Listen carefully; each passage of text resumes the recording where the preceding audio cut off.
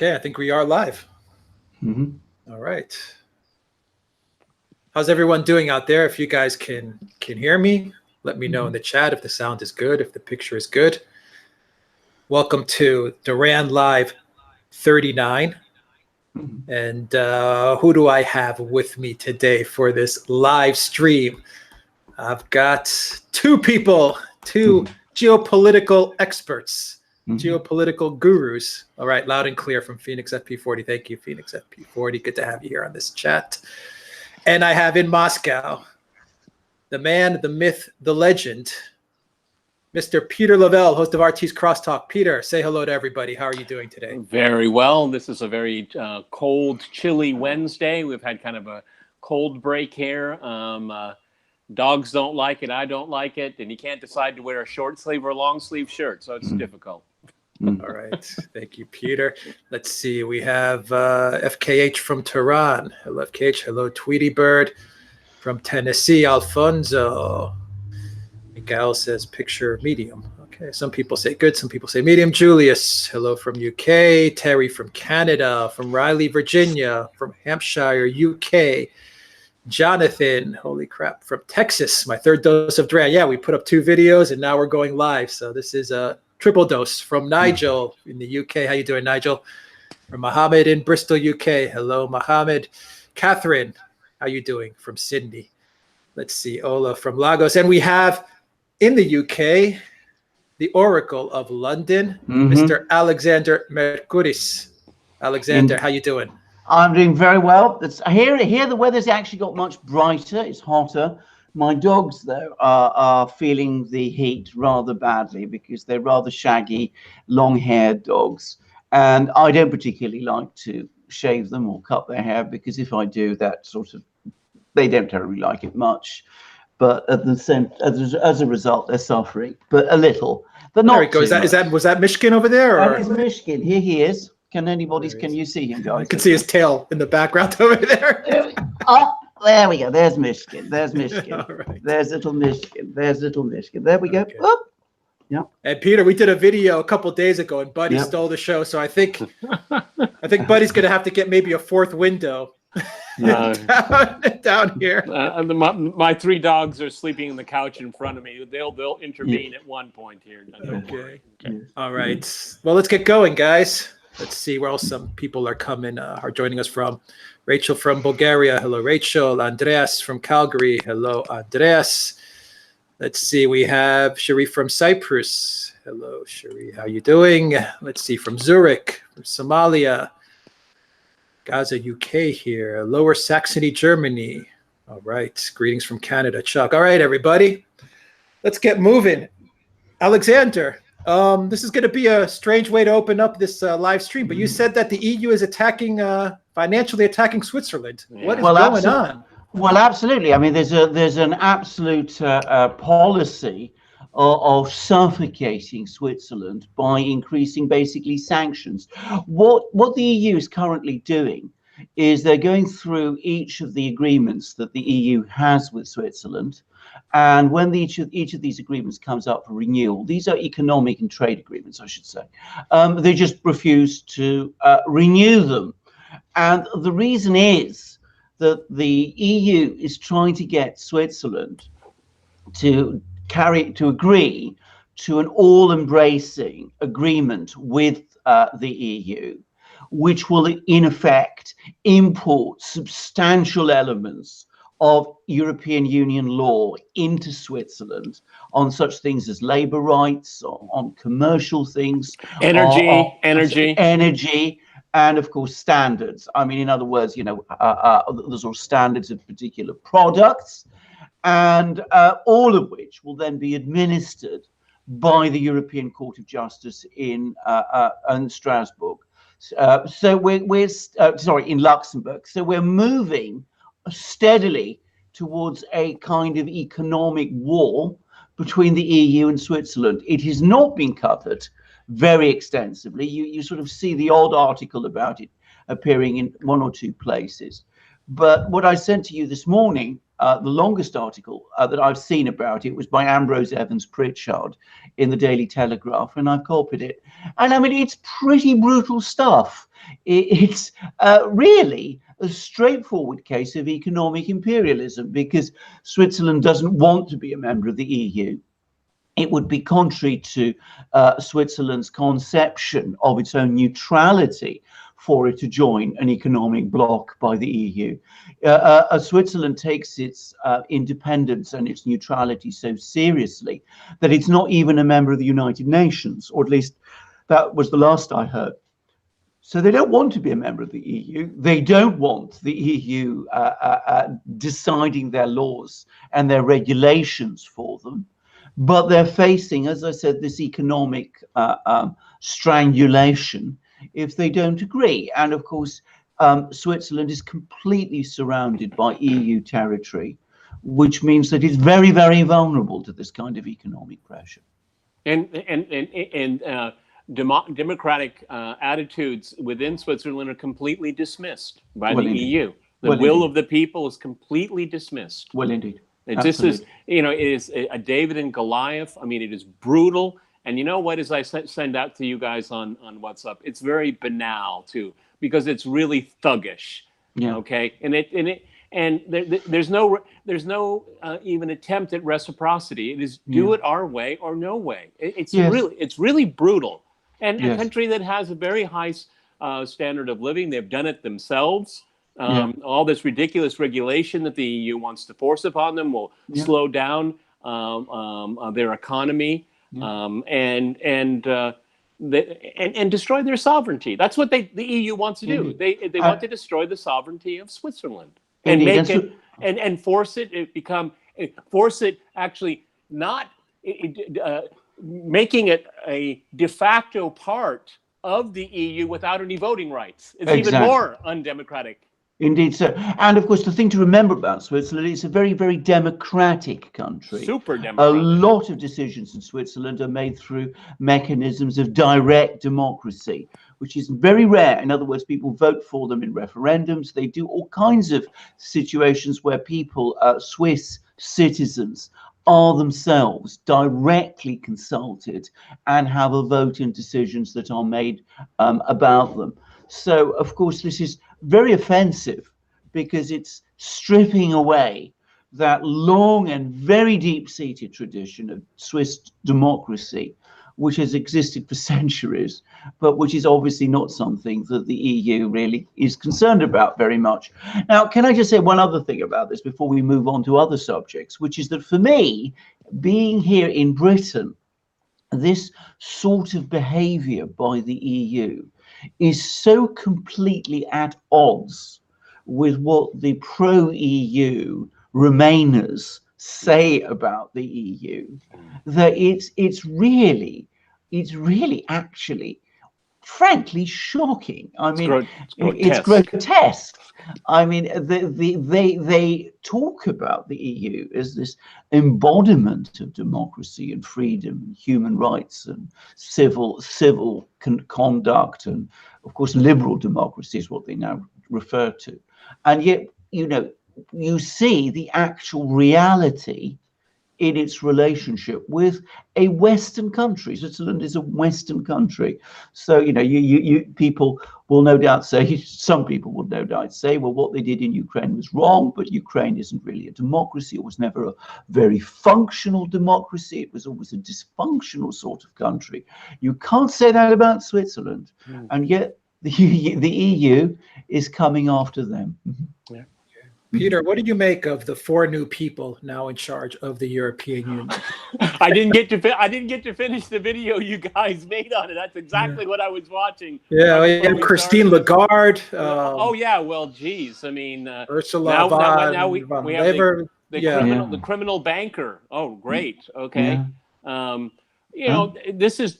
I mean, they're just part and parcel of the DNA of the bureaucratic state. I mean. They're all bureaucratic tapeworms, if I could steal from Tucker Carlson. Okay, I mean, known quantities. We know who they're, who they owe, who their supporters are. I'm not surprised by it at all. it seems to me that there's this lack of ability of self-reflection of why the European Union is in the dire straits that it is. Because if there were some kind of self-reflection, they wouldn't be promoting these people. Okay, they'd be looking for new blood, new inspiration. Because the only thing that these four people have in common is two words: more Europe. Okay, and that is starkly at odds with, I would say, the majority of the citizens of member states of the European Union right now. At least a huge minority that have to be listened to. Look, we just were talking about the EU's destructive behavior towards democratic Switzerland. Now we have a new crop of people that have learned nothing, and they will continue down this path. So what it's doing is it's creating this huge chasm, and it's only going to continue. The interesting thing is that it looks like Angela Merkel, it's been proven now with the selection of these people, the anointment of these people, that Merkel is a spent force. And they've given it to this clown boy president Macron. Okay, okay. You know, I'm really glad. I'm really glad. You know, he has his wife there as an adult in the room. Okay, because Macron is a buffoonish character. He is a puppet of very special interests, and he loves the glory of it all. I mean, everybody likes to talk about Donald Trump's narcissism. It's real, okay, no doubt about it. But Macron's is even worse, okay, because at least Donald Trump thinks for himself. Doesn't always think well, but he does think for himself. Macron just waits for the talking points to be given to him, and he reads them gladly in his gilded office. Alexander, we have Macron now running the show at the EU. So we've gone from Merkel to clown boy Macron, as Peter so rightly put it. What does that tell you, Alexander?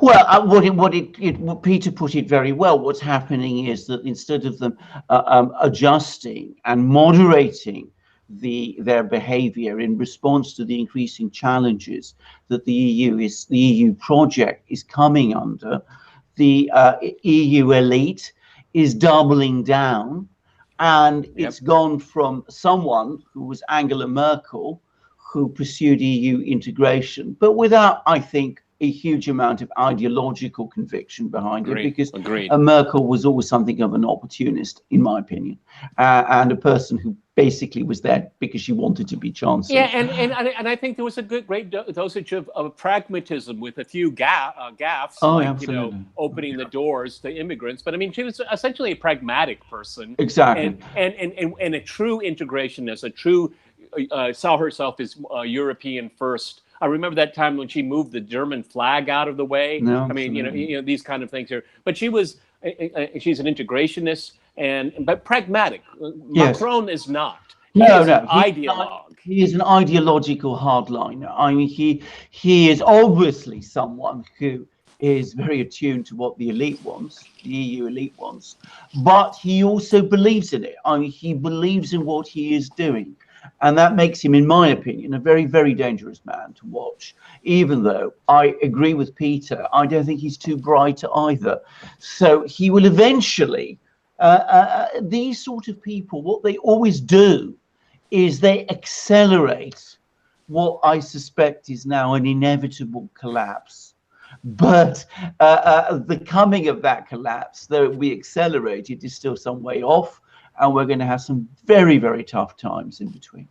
Okay, we have a super chat from a Penguins fan, which is related to the EU, and it has to deal with Russia. What is going to happen with the Russian sanctions now that we have these four new top brass officials in Brussels? Yes. I mean, these four people are supporters of the sanctions policy. I mean, none of them is in any way going to want to row back on it. The decision is not made by them, however. It's made by the EU governments, and it's made at the moment between the French and German governments, between Macron and Merkel, and they're still very committed to pursuing the sanctions policy. The EU bureaucracy, which these four people will head, is also very committed to the sanctions policy. I don't think we've yet reached that point. where there is a critical mass of people who I will agree, oppose it. But I mean, technically, it's the member states, okay, and we're going to see if there's going to be any kind of push, because we know if we look at the European Parliament elections, we have the majority, but not all of them, but the majority of these populist or alternative parties have a different view of Russia. So we're going to see this tension grow. Alexander Makiris is absolutely right. These four marionettes that have been appointed to power, they will continue the status quo. But the status quo is not what so many of these people that voted in the European parliamentary elections, they voted against the status quo. So we're going to see that tension. Look, I mean, you know, I know people like to talk, you know, what's going to happen with the sanctions, but, you know, Russia's moved on. Okay. So, I mean, it's fine if they drop them, but, you know, Russia's plan is to assume that they will remain and act accordingly. And you know what? I think it's paid dividends for Russia. It's the Europeans that have lost. They've lost twice as much financially from these sanctions than Russia, because Russia has implemented import substitution, and that it makes you stronger, more independent, and more sovereign. So in a way, you know, I mean, just real second, I mean, you know, I can remember in all the years that I lived here, particularly since Putin came to power in 2000, is that, you know, structural reforms and productivity needs to be increased. You know, it was a lot of talk. You know what? These sanctions did all of those. It was a favor. Okay. And I think it's good because Russia should stay out of the toxic financial Western world. And it's doing that. It got burned badly in 2008, and it has never looked back. It's decided to stay away from that. I'm sorry, Alexander Makiris. I agree with everything you said, Peter. I just wanted to correct you on one point. You said that it's been twice as bad for Europe as it is for Russia. Putin recently gave the figures, and it's actually 5 times worse. Thank for you. Europe there you go. There you go. I love to be wrong. I love to be wrong. The Russians, well, of course, according to Putin, Putin said that the sanctions have cost Russia 50 billion euros, and they've cost the EU 240 billion euros. So now, I mean, you can probably challenge those figures if you want, but I see no reason to, and no one that I know has done so. Alexander, any other bad things that have happened to Russia because of the sanctions? Honestly speaking, I mean, because there are some people that doubt the fact that Russia is doing well with those sanctions in place. Are there any other things that have happened to Russia because of those sanctions in a negative? No, I don't think the sanctions themselves have done actually a great deal of damage to Russia. I think if we're talking about Russia as a country, if we're talking about individual Russians, some of them, quite a lot of them, have had problems. I mean, people set up businesses in expectations of doing trade with the EU. People, for example, who are importing agricultural goods from the EU, they've now seen those businesses overturned through actions that had nothing to do with them, because, you know,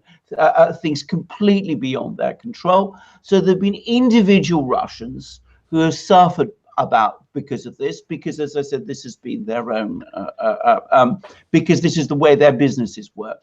But what can hurt individuals doesn't necessarily affect the entire economy.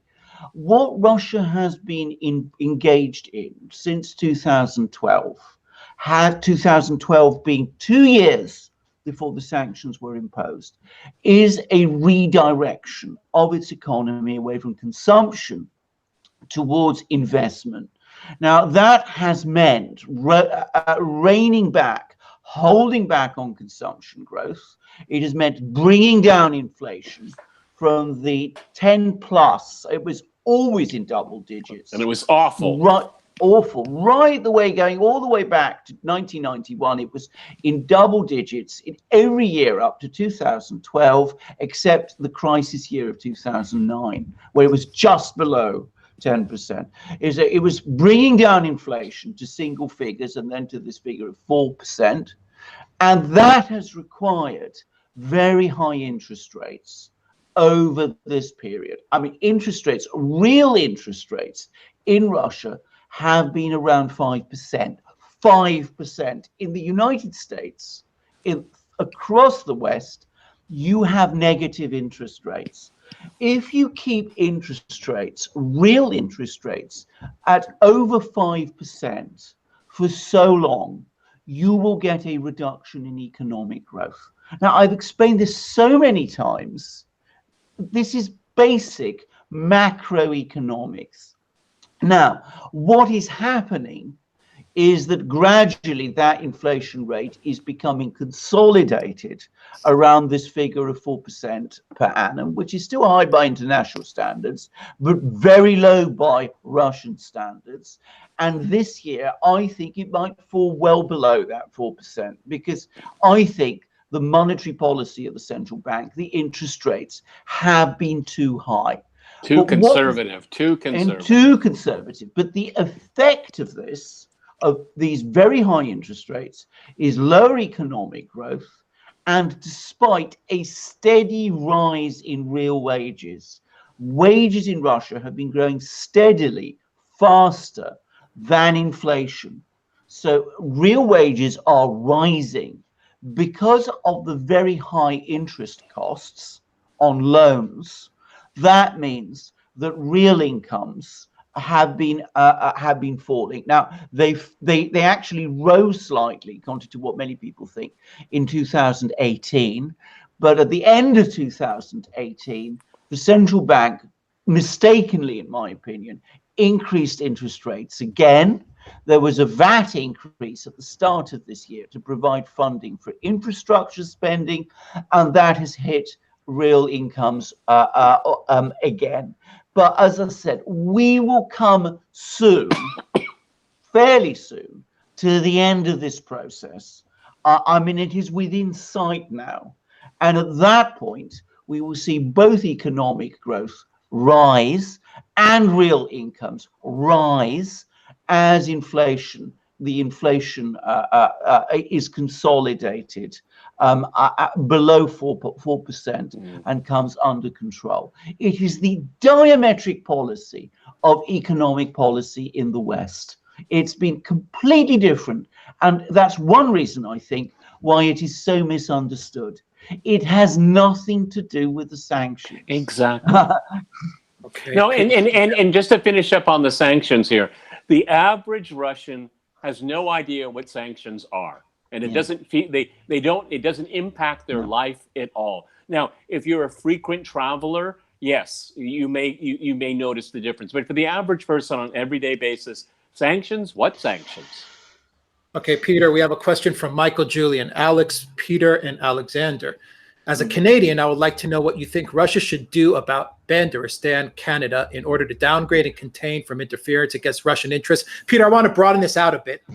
Many times, we've been hearing the last 3 years about Russia meddling in the U.S. elections. But can you broaden this out and kind of explain what Russia needs to do in order to stop meddling in its own interests in its own political process, whether that be Canada, the U.S., or Europe? Well, I'm not sure I understand the question. I mean, what can Russia do? What precautions can it take to stop meddling of foreign entities, foreign nations into its own political process and into Russia's? Yeah. Oh, I think they've been quite effective in dealing with that. I mean, essentially, Western NGOs have been thrown out. Okay, we saw that after the 2012 election.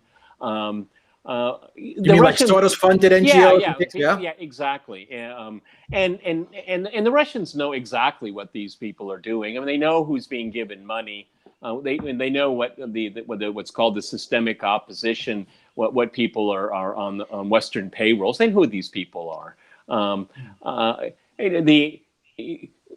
They're painfully aware of it, because that's what Michael McFaul was here for as ambassador, was basically be ambassador to regime change, which was ridiculous. What did I say on Facebook? The wrong man with the wrong ideas in the wrong place at the wrong time. I mean, seriously. So they've taken many precautions. I don't think they're all that worried about that, because they are aware of it. They do know this regime change, colored revolution playbook. They know how it works, and they've been able to counteract it. Okay, because again, it's such a myth what people report about Russian politics. Number one, Russian politics aren't really particularly interesting, to be honest with you. But if you want to carry a poster on Red Square saying Putin must go in Russian and in English, you can walk Red Square all day, all night, and no one's going to bother you. A couple people might take your picture just for fun, okay? Put it on their Facebook page or Instagram. But nobody's going to bother you about it, okay? Nobody cares. All right. That's the great thing about living here. You can mind your own business and people will leave you alone.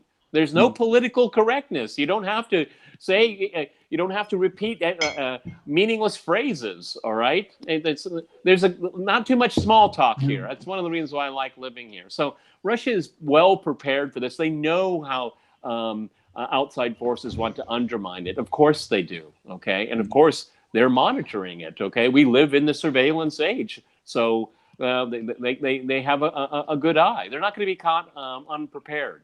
All right, not at all. And they know that the West is hostile, very hostile. Peter, you sent me an article the other day on Soros and Koch, and they were doing a new think tank. I'm doing a crosstalk on it tomorrow. It's called the Quincy Institute of Statecraft and something.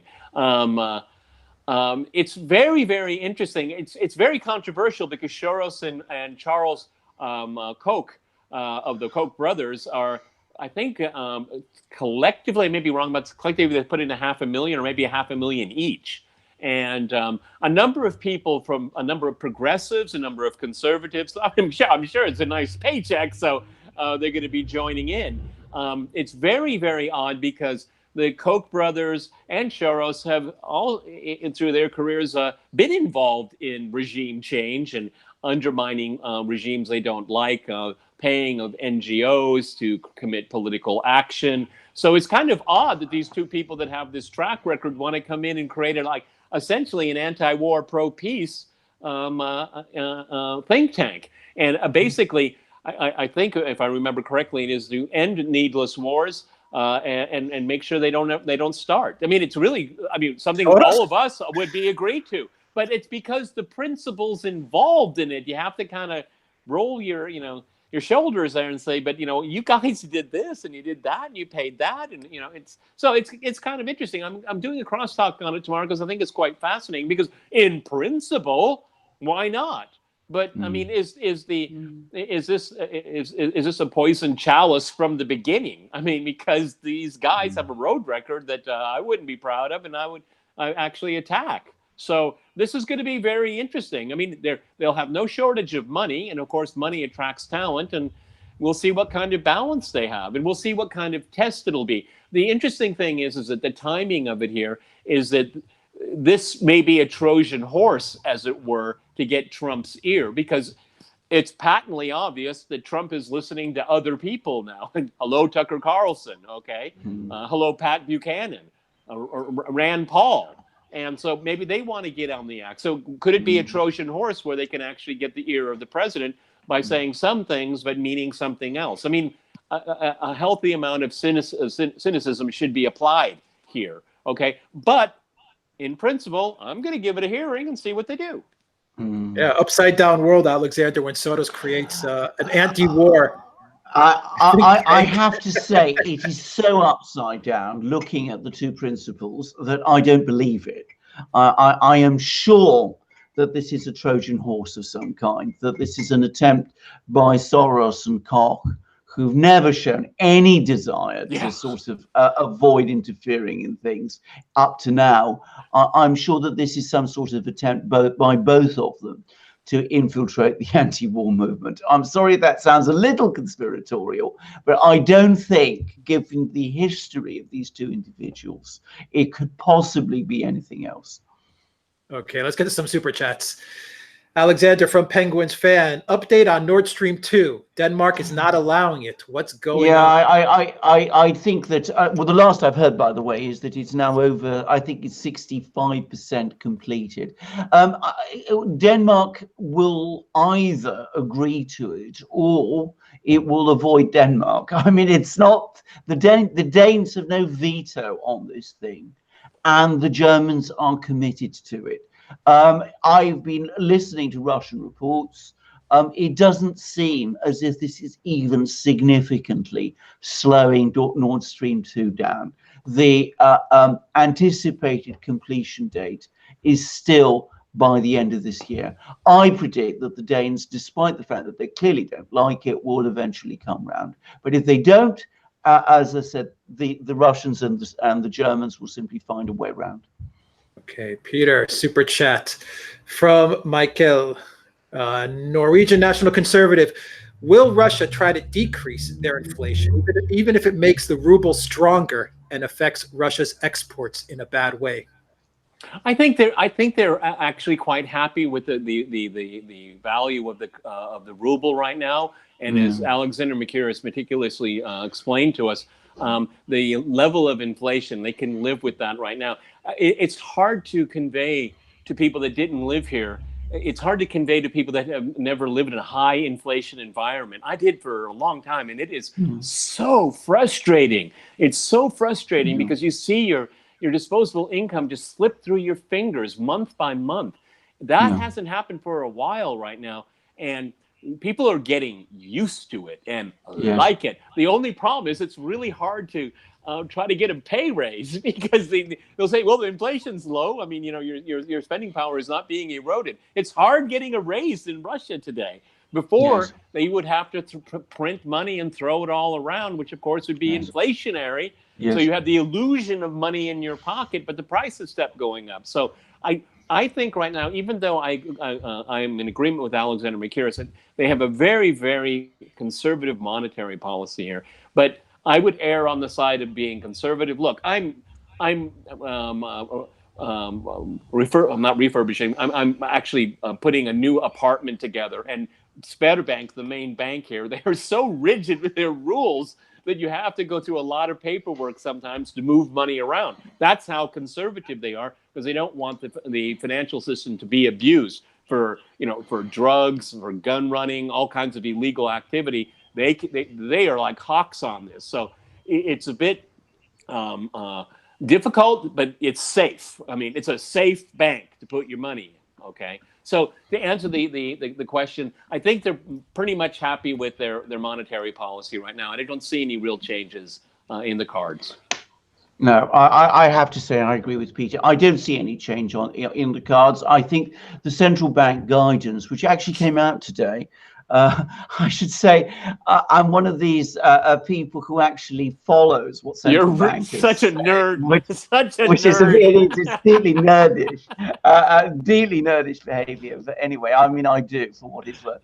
But anyway, the central bank has said that it will reduce, because inflation has come down faster than it anticipated, that it is now going to start reducing interest rates incrementally up to mid-2020. And at that point, we will move from a tight monetary policy to what the central bank calls a neutral monetary policy. A neutral monetary policy by Russian standards is a policy which in any other place would be called extremely tight. They would still be looking at interest rates of around, real interest rates of around 2 to 3% instead of the 5% plus that we have now. So we would still be looking at real interest rates, positive real interest rates, instead of the negative interest rates we have pretty much everywhere else. Yeah, but and we have to point out here is why is this, this extremism on part of the central bank? Where does it come from? It comes from the horrific decade of the 1990s. That is left scars with so many people, and so rigid financial stability is what people want. Like I said, even if it's difficult to get a raise, you can believe in tomorrow. When you have a high inflationary environment, you don't believe in tomorrow. People do believe in tomorrow. You know what's the best indication of it? Pregnant women everywhere. Okay. I mean, building families is such a huge priority now for the population. And you see it everywhere. When I first moved here, you never saw that. As a matter of fact, when I first moved here, I very rarely saw a normal family unit. And now it's amazing. People believe in the future. That's why they're having children. Exactly. Peter is so right about this. It's very difficult to, I mean, this is something I really felt very obviously when I was reading that famous interview that Putin gave to the Financial Times is that, of course, Britain has always been a very stable country for as long as anybody here can remember. Russia has not been a stable country. It's been through repeated political and economic crises. The overriding priority in Russia on the part of the government and on the part of Russian society is establishing stability. And that includes, first and foremost, macroeconomic stability. The belief that tomorrow will be as good as or better than today, even if only slightly, instead of worrying about what tomorrow might bring. And that is a huge change in a country like this, which has been through so much over such a short period. Yeah, and what you have now is something, I guess it'll sound kind of banal for a lot of people, but Russians actually save money now. That's unheard of. Yes, unheard of. They save now because they want to put a down payment on a mortgage for something like that, which is really important to people. Before, you had to shell out all the money in cash, okay? Now, even though the interest rates are outrageous, but people put down a down payment because they know that they'll be able to pay the mortgage payments because they believe in the future. It's a relatively new phenomenon here, and people like it. Yes, and it will continue for a very long time, by the way, that they will be very conservative about their monetary and fiscal policies. I mean, the other thing is the government always runs a surplus on its budget, or it balances its budget. It always avoids deficits to any extent that it can. They hate deficits. They hate debt, exactly. And of course, if you compare with the other famous country that went through many, many changes in the first half of the 20th century, and as a consequence, in Europe, placed so much emphasis on stability, and that was Germany. And of course, Germany, as a result, had a very strong currency eventually and a very stable financial system. And that provided the underpinning for the growth of its economy. And I predict the same will happen in Russia. We're going to see a country that will continue for the indefinite, foreseeable future to stick with very conservative fiscal and monetary policies. Whereas in the United States, where people have taken their stability for granted and have, dare I say it, become complacent about it. And hawk the future generations. Exactly. You see debt spiraling out of control, the country running a structural budget deficit. You see uncosted and unsecured liabilities everywhere. And you see the central bank happy to print money through its various quantitative easing things. That could not happen in Russia. The thing is, too, is that Russia, for all intents and purposes, has no external debt. Yeah, exactly. Think about that. Yeah. Think about that. That's amazing. Yes. And domestic debt is limited as well. Yes. But, you know, when the Soviet Union came to an end, the Russian Federation as the successor country of the Soviet Union had to take on all those debts. And it paid them off. As a matter of fact, through the Paris Club wouldn't let Russia pay off its debts early because they wouldn't get the interest payments. I mean, here's a country that got itself together, wanted to pay off all of its external debts, and the Paris Club of debtors, they said, no, we'll keep to the schedule because they made, what, tens of millions, hundreds of millions, I don't know, in interest payments, okay?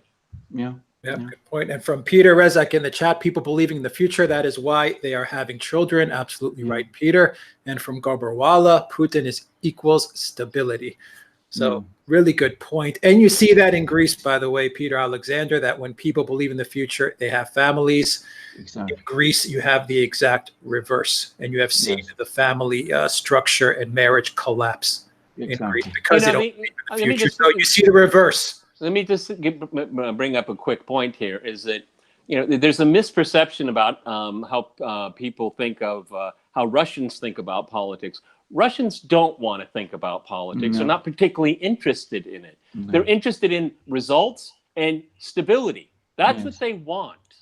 All right. Now, when there was pension reform, go back and look at some of our previous lives. I mean, that was a very difficult political decision for the Kremlin to make. But Putin stepped up to the plate and said, it's got to be done.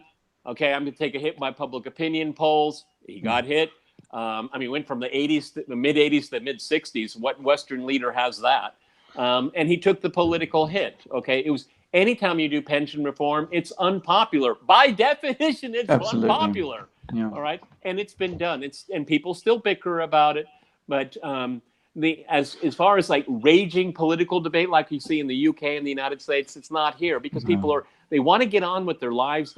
And when I first moved here, and it's happened, but when I first moved here, everyone would tell me, I just want to live in a normal country. Exactly. Well, it's a normal country now. Yeah. Okay, let's get to some more super chats. Alexander from Lord Brett Sinclair. What effect will the Russian takeover of OPEC have on the petrodollar? We've just done a video on this, and as I said, I think this is a momentous fact because it's not, I think, been very widely discussed. But briefly, what Saudi Arabia has now discovered is that it cannot function with a low oil price, a low oil price being basically anything under $60 a barrel.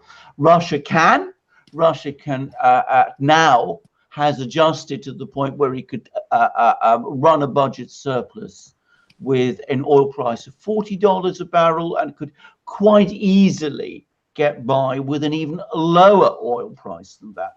Saudi Arabia does not have that room for maneuver. And Saudi Arabia obviously is a politically far less stable country than Russia. So the Saudis need a high oil price. And since they can't look to the US to secure it for them, because the US will not cut oil production under any circumstances, that has forced the Saudis to go to the Russians and to agree oil production cuts with the Russians, which are then imposed by the Saudis and the Russians on the rest of OPEC, whether OPEC likes it or not. Yeah. And some OPEC countries, by the way, don't like it. Iran, for example, is complaining bitterly about it, but it accepts that there's nothing it can do about that. Now, what we discussed on our video is a situation where Russia, which is looking to diversify away from the dollar, which is the world's second or third biggest oil producer and oil exporter, and Saudi Arabia, which is still the world's biggest oil exporter, where they are working together in what is in effect an oil alliance, must over time, if this continues and there is no obvious exit to it, that must put pressure on the reserve currency status of the dollar, because the whole business of the dollar being a reserve currency, is underpinned by the fact that as a result of a series of agreements the Saudis made with the US back in the early 1970s, oil is priced in dollars. That means that since oil is the world's most commonly traded a commodity, and the one with which industrial economies cannot function, every country, in order to buy oil, must have some dollars. If the Russians have this leverage over the Saudis, then it's difficult to believe that the point won't eventually come when they say to the Saudis, look, we are not selling our oil to the Chinese for dollars anymore.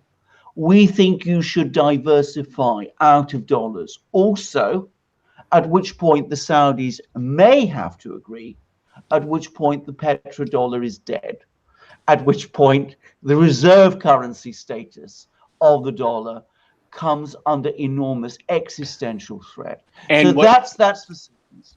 Yeah, and what'll happen, it's very interesting, the consequence of that is that if we have the demise of the petrodollar, where are all those dollars going to go? They're going to go right back to the United States like a magnet. And then talk about inflation. That will be a horrific problem to resolve, because and I don't want to,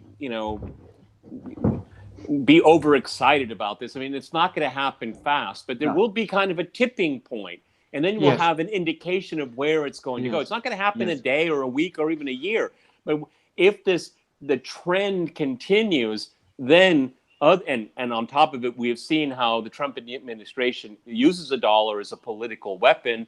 People are going to want to avoid that as well. We discussed that on Crosstalk. Is that, you know, if you're a company, even a country, and you see that you're going to have exposure, if you're using the dollar as a means of exchange, and it can be the Treasury Department can intervene on your transactions. A lot of people say, well, maybe it'd be better to do a different currency, because then the Treasury Department can't touch us. Okay, I mean, the implications of the using the dollar as a political weapon is immense. It's very dangerous. And you know what? Who the biggest loser is? The U.S. Indeed. Can I just actually just to say, because what Peter talked about the fact that, you know, if the dollar loses its reserve currency status, you're going to witness a severe inflation problem in the United States. There is in fact historical precedent for this, because the British pound sterling had been a reserve currency up to about the 1950s, and then as that ended, two things happened. Firstly, the international value of sterling began to fall, and British economic history from the 1940s until the 1980s was a one sterling crisis followed by another.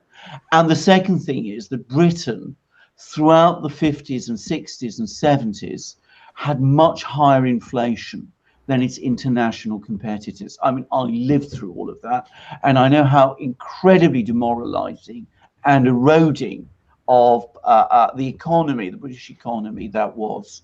And of course, the reserve currency position of the dollar far eclipses what sterling had.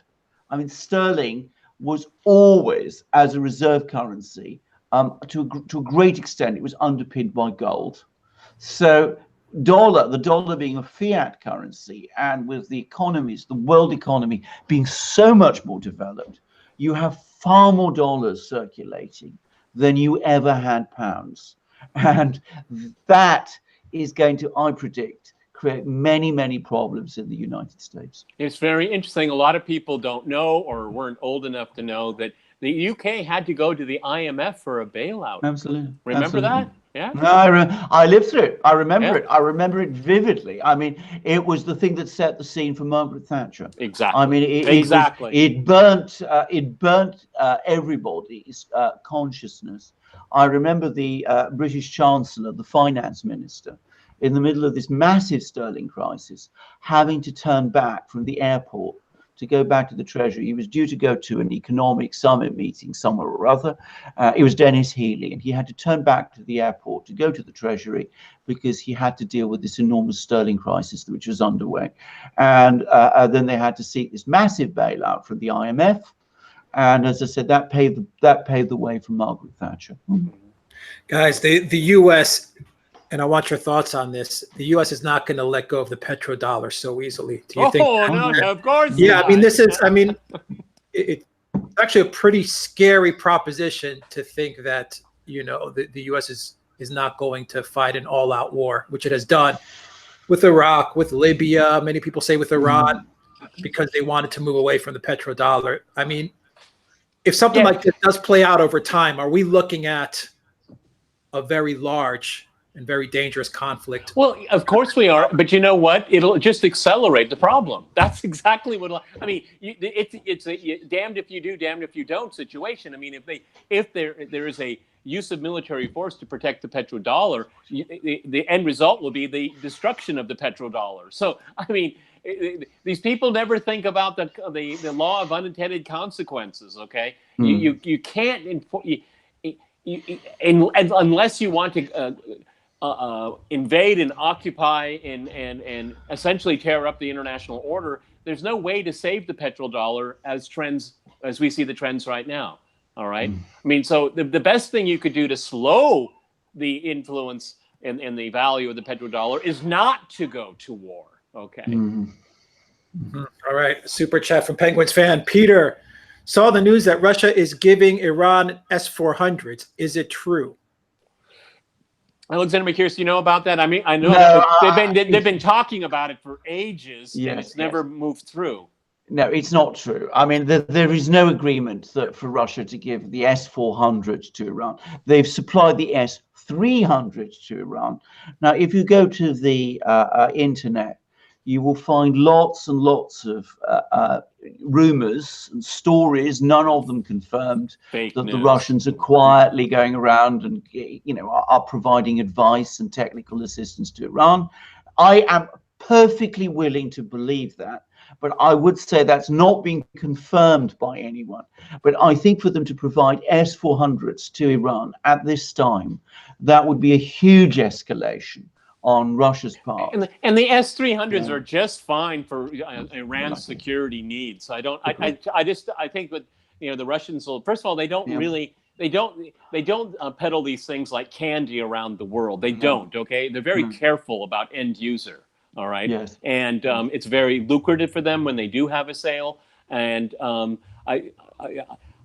would suppose from the Kremlin's perspective, the S-400s being sold to Iran would be an unnecessary escalation when we need de-escalation so very desperately. So as far as Iran's defense requirements are, the S-300 is just fine. And plus, a lot of people don't understand or even know is that you know, there's a lot of really smart people in Iran. They have their own weapon systems that are quite effective for their security needs because it's only defense. They're not making offensive systems. Correct. Okay, let's see. Lord Brett Sinclair just sent a super chat, which is the question that I wanted to get to. So I'll jump ahead to his super chat, which is, what about the consequences if Iran starts the next part of enriching its uranium? Alexander, I read an article today, I believe it was on Zero Hedge, where Iran has said they are ready to take the next step in enriching. Yes, I mean, this is exactly, you see, this is what I think the Iranians are going to do. I remain skeptical that the Iranians, by the way, were behind the tanker attacks. I know a lot of people are saying that the Iranians use those tanker attacks to put pressure on the US. You said you're skeptical? I'm skeptical. I'm skeptical about the Iranian involvement in the tanker attacks. I think what the Iranians are going to do, the way they are going to put pressure, is by steadily edging away from the JCPOA. They won't break from it entirely until the point comes when they have no choice to do so. But I think that they will accelerate their enriching and stockpiling of uranium. And they will point out to the Europeans. To the Europeans. The Europeans to are the Europeans. People. Yep. Exactly. So, you know, if you really want us to stop enriching uranium and stockpiling it, then what you've got to do is you've got to put your money where your mouth is and actually do something about these sanctions, because we cannot have a situation where the only people who are abiding by the JCPOA is us, and we are being punished for it. And I think that is an extremely effective diplomatic tool. Now, how far the Iranians will take this thing, I don't know. The Iranians still say that they have no objective of creating nuclear weapons, and I tend to believe them. But I think that what they will probably do is they will put themselves in a position where they can actually move forward with a nuclear weapons program very quickly if they have to. If they have to. You know, the thing is, I think they will stop just short of that, but they will crank it up to that. I don't think so. I don't think they ever really had, and I don't think they even have really any interest right now in doing that. They don't need to do it. Okay, they can block the Straits of Hormuz. That's their trump card, not a nuclear weapon. No, I don't think so. The interesting thing is that it gets so little coverage is that the stockpiling of this low enriched uranium, it's because of the U.S. They can't export it. That was part of the deal. Now they're getting an excess amount because they're not allowed, because they're sanctioned. So they, even if they want to comply with that part of the agreement. They can't because they're not allowed under sanctions to export it. I mean, this is just ludicrous. It's just insane.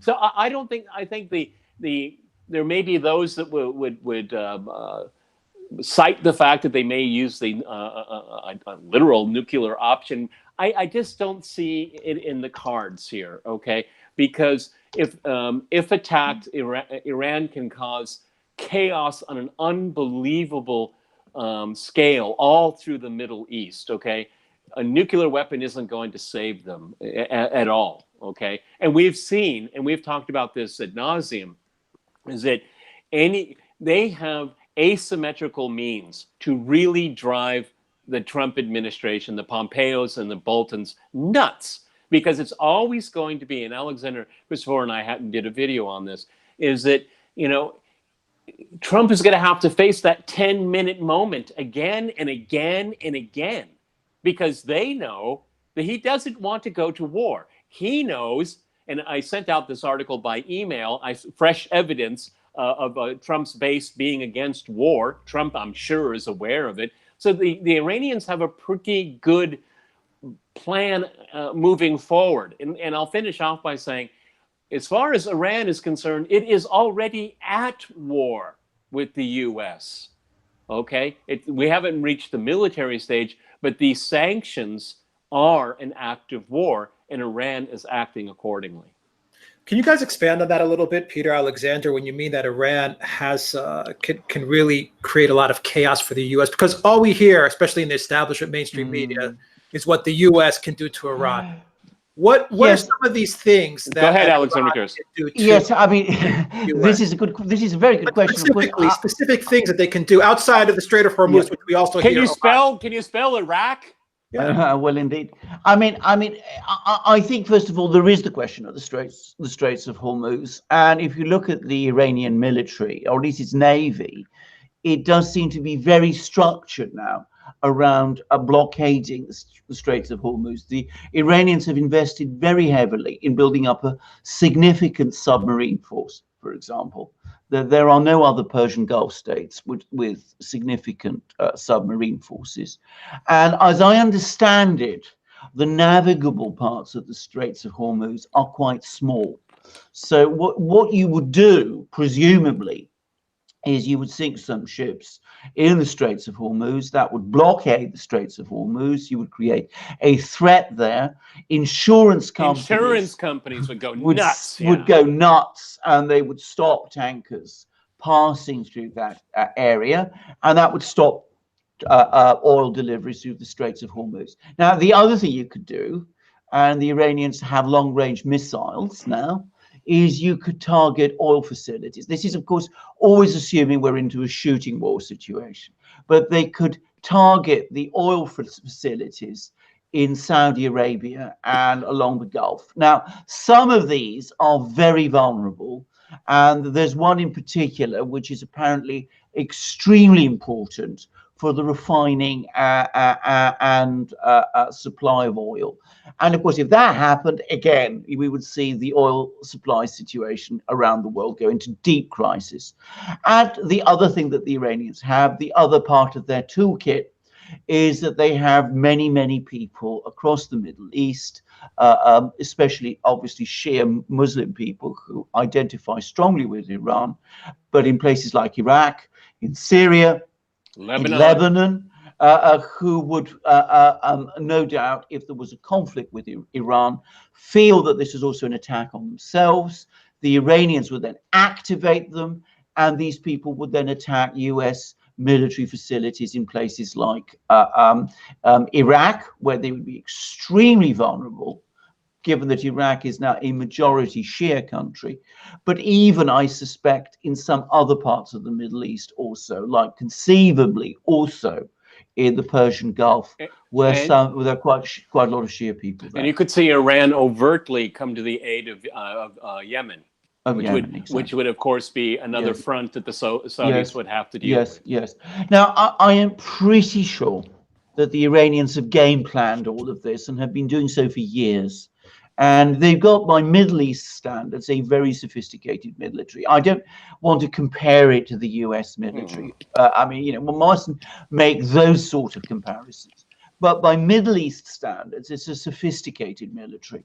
And I'm sure they've game planned they've game planned their response to an economic blockade or to a US military attack. And they would have a whole sequence of steps that they would take in response. Yeah. So, as I say, I'm not a military man, I'm not a military strategist, but I can think of some of the things that they could do, and I can see how they would hurt very considerably.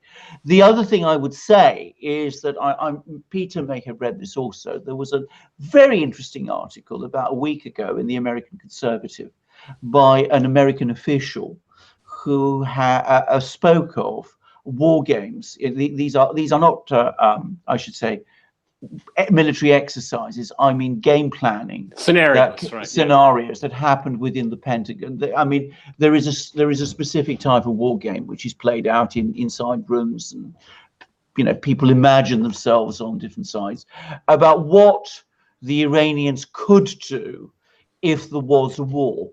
And what this person said was every single scenario turned out to be catastrophic. They did for the United States. 3 major simulations. Every single one had the U.S. failing in its objectives. It doesn't mean Iran isn't, you know, turned into ash. Okay, but it survived. But it survives. And another thing here that's really, really important is that if we get into a conflict situation, Iran internationally will be deemed as the victim.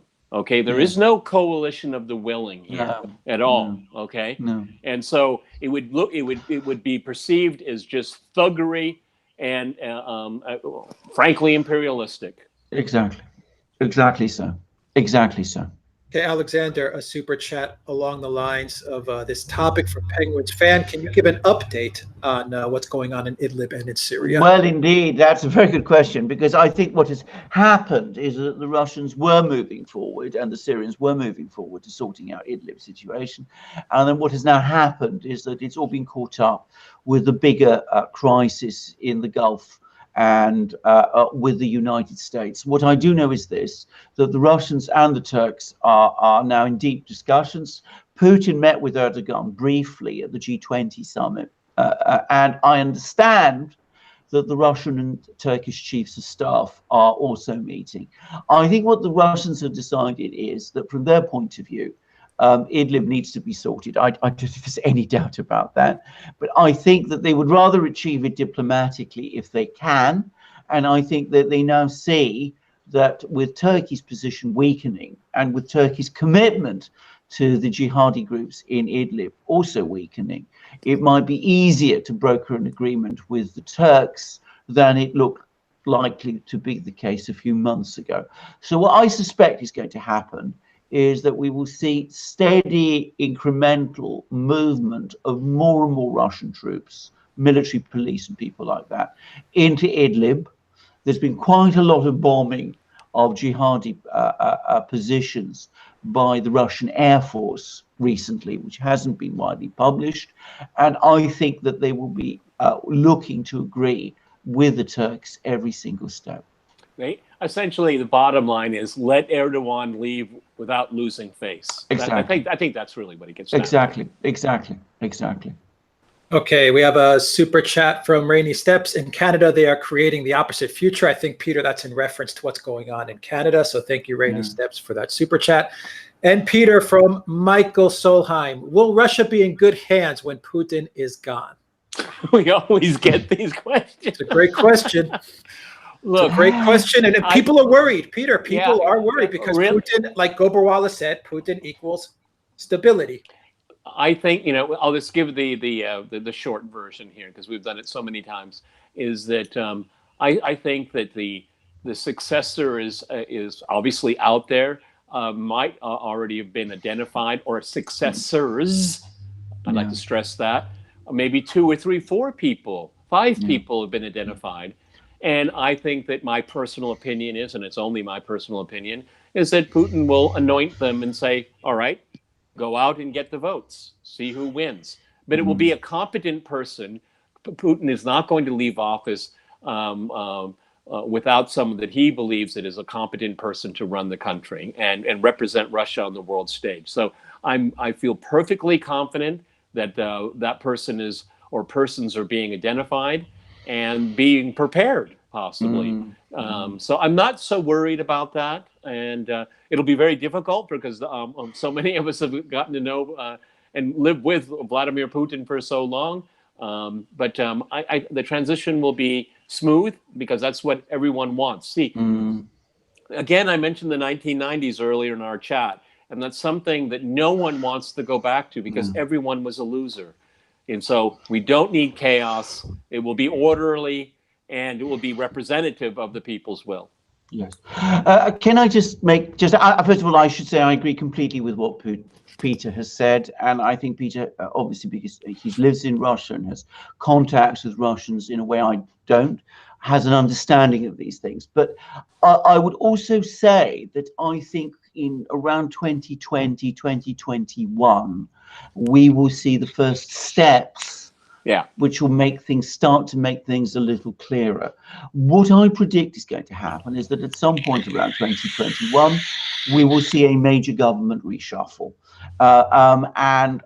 The speculation, what I was told informally, is that Dmitry Medvedev, who, by the way, I do not consider to be anything other than a completely loyal Russian. I don't buy this idea that he's any sort of part of any kind of fifth column. And I mean, I want to make that very clear. I think he's been a very loyal and very I know who you're talking capable, about. yeah, I know absolutely. who you're talking about. And a very loyal and very capable prime minister for a long time. But I think he will step aside. What I'm hearing is that the talk is that he will be made president of the Constitutional Court, for which he is superbly qualified, by the way. He is a very, very able lawyer. And I think we will then see someone, a new person, appointed prime minister. Prime minister was the position that Putin had before he became president. He's spoken about the very great utility of learning how the governmental system worked as a result of being prime minister. And I think if that person who is made prime minister is successful in that position, then that person, whoever he or she is, will be a very strong bet for the presidency when Putin retires. So I think we need to look at this thing carefully, but it's much too early now to talk about that. And Putin remains firmly in charge at the moment. And the interesting thing is in Russian politics, being number two is the worst position of all. Yeah. So if you're number two and you succeed, that person has a very good chance, of a high likelihood of following in Putin's very big shoes. Yeah, indeed. Okay, we're a little over an hour now into this live stream. Connie says, love the Duran and have shared your very informative and interesting chats. Yes, guys, hit that like button. Share the channel with everybody you know, because YouTube is really suppressing our videos from reaching new viewers and new users. So, I mean, just share it on Facebook, Twitter, Gab, Minds. We have a channel on BitChute as well. It really helps us out when you share the channel, because people are not discovering our channel within the YouTube platform. And we have to go outside of the YouTube platform to have this channel reach some people. Alexander, Peter, do you have anything to say about that? Because you know, YouTube has been actually subtracting subscribers from us as we go along. So also make sure that you are still subscribed to the channel as well. You know, what we say, I don't deem it so controversial what we talk about and what we say, but obviously the overlords in Silicon Valley think that what we say is... Because I don't think most of them understand what we're talking about at all. Well, that's exactly right. I mean, I think that's exactly right. I think they have stereotyped us, bracketed us with all sorts of other people who, I should stress, I don't always agree with, but who I still think have a right to express what they think. Anyway, we set out to provide reasoned and good analysis on international affairs and on many topics. I mean, we've talked, I think we can say, very factually on many issues today. The focus has been a bit on Russia, but no doubt we'll also get back to the European Union before very long. And I think we provide everybody with a very, very good service, a very good news and analysis service. And this attempt by YouTube to still voices like ours and to privilege established media over people like us, I think is deeply unfair, and I think it is also profoundly undemocratic and anti-competitive. And I hope and believe that our viewers listening to our programs and hearing what all three of us have to say on multiple topics will support us by sharing what we do with their friends, by talking about us, by circulating what we say, and hopefully that way we can continue to grow. And if you can support us by other means, like, you know, buying things like our beautiful mugs and our lovely shirts, which are actually every bit as good, every bit as good as I say, we'll do so too. All right. And Lachat says, I'm sharing your videos wherever I can. Thank you, Lachat. We appreciate when you share our videos. Alexander, we have a super chat for you, and it reads like this from Brandon. Oh, great Oracle of London, could we see a breakup of the UK, independent Scotland and Ireland in the near future if they leave the EU? I'm not sure. I mean, on the one hand, there's no doubt at all that Scotland has voted heavily to remain, whilst England and Wales have voted very heavily to leave the EU. And of course, Scotland now has a nationalist party, and that may very well be a incentive, if there is a sort of Brexit, for Scotland to say, well, you know, we're going to leave the EU, because the UK, because we want to be part of the EU. The English don't listen to what we think, and therefore Scottish nationalism will become a renewed force. I have recently come across an alternative view, which is that in fact Scottish nationalism has grown in strength from the moment that Britain actually joined the EU, and that one of the reasons it's done so and has grown at such a rapid pace is because, of course, Scottish voters are saying to themselves, well, since so many of the important decisions that affect our lives are now being made for us in Brussels, what do we need to be part of the UK for anymore? Might it not make better sense for us to lobby Brussels directly through a Scottish nationalist government representing us in Edinburgh?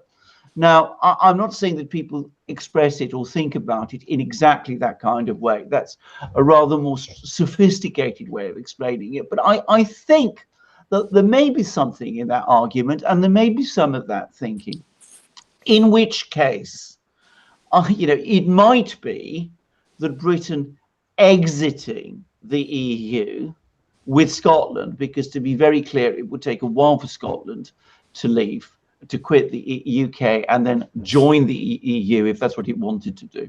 I can see how, in that kind of situation, you might get a swing back in Scotland to more unionist parties like Labour and Conservatives, with people in Scotland saying, well, actually, now that we're back to the UK, we need a strong voice in London, because that is where the decisions that affect us are being made. So I'm not sure about this. I can see both possibilities.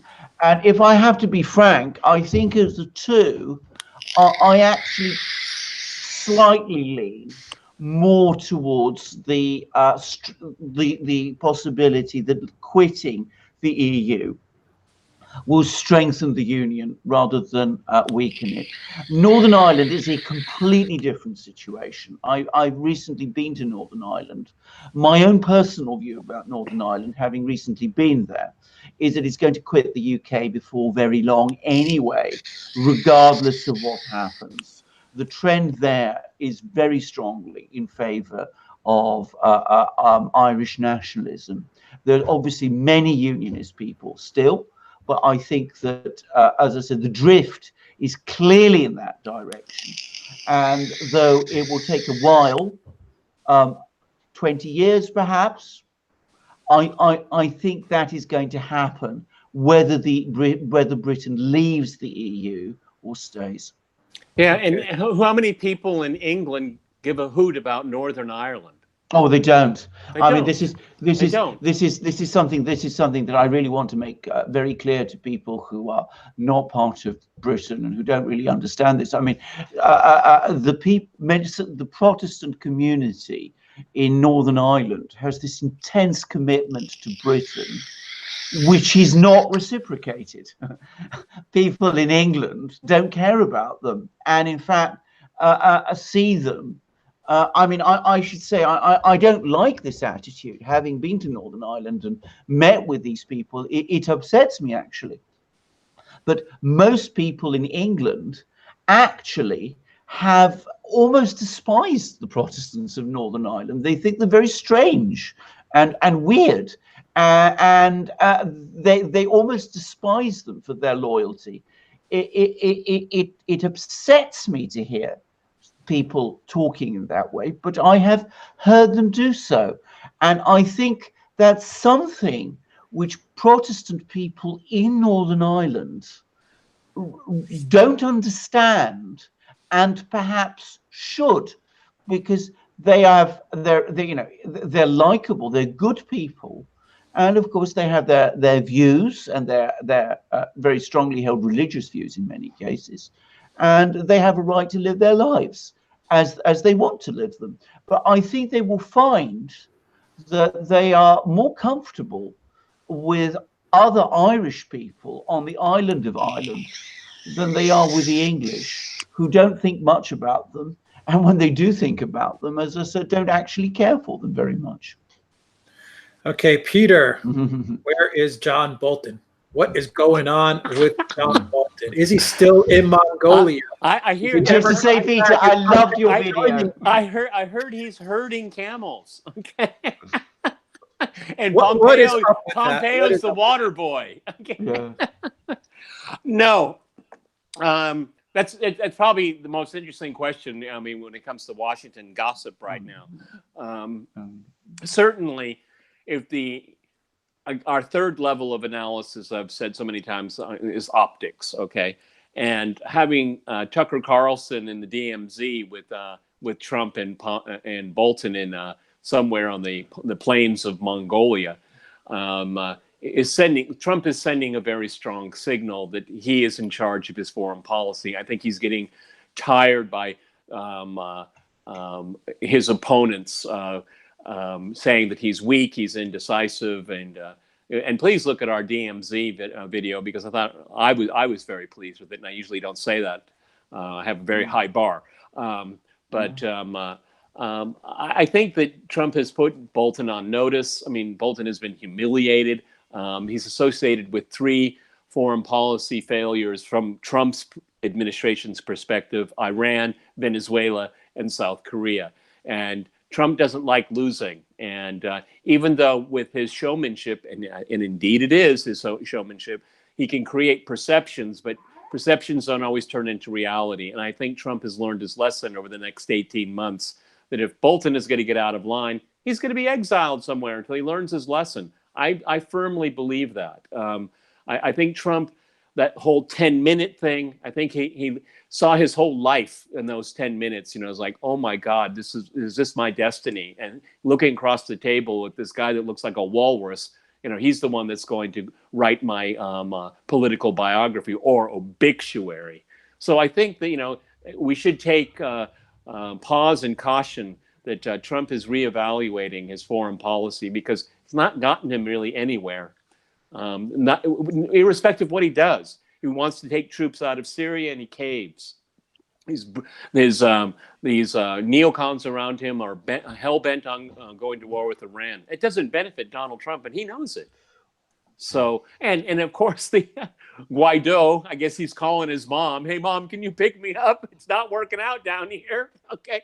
Is the basement still available for me?" Because, you know, Trump, the administration has egg on its face there. Elliot Abrams, the usual Uber loser, lost again. Okay. So Trump needs a shakeup. And I think he's going to shake things up for re-election. He's really, I mean, Pat Buchanan came out with his brilliant article, as he always does, is trade Bolton for Tulsi, which of course will never happen. But the point is made. The point is made is that, Mr. President, if you want your foreign policy flank, you want to protect that, you better get somebody else in there. Someone like Rand Paul would be great. Oh, even Ron Paul would be great. I think he would come out of retirement. And I think he'd be very much welcomed around the world.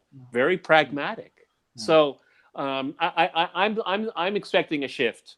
I certainly am, because I think the optics of it was just basically a slap in the face.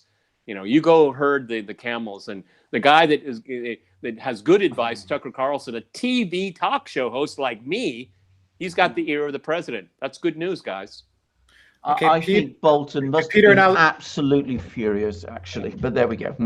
Peter and Alexander, I want your take on this super chat, because it's like the billion-dollar question that everyone always asks. It's from Lori.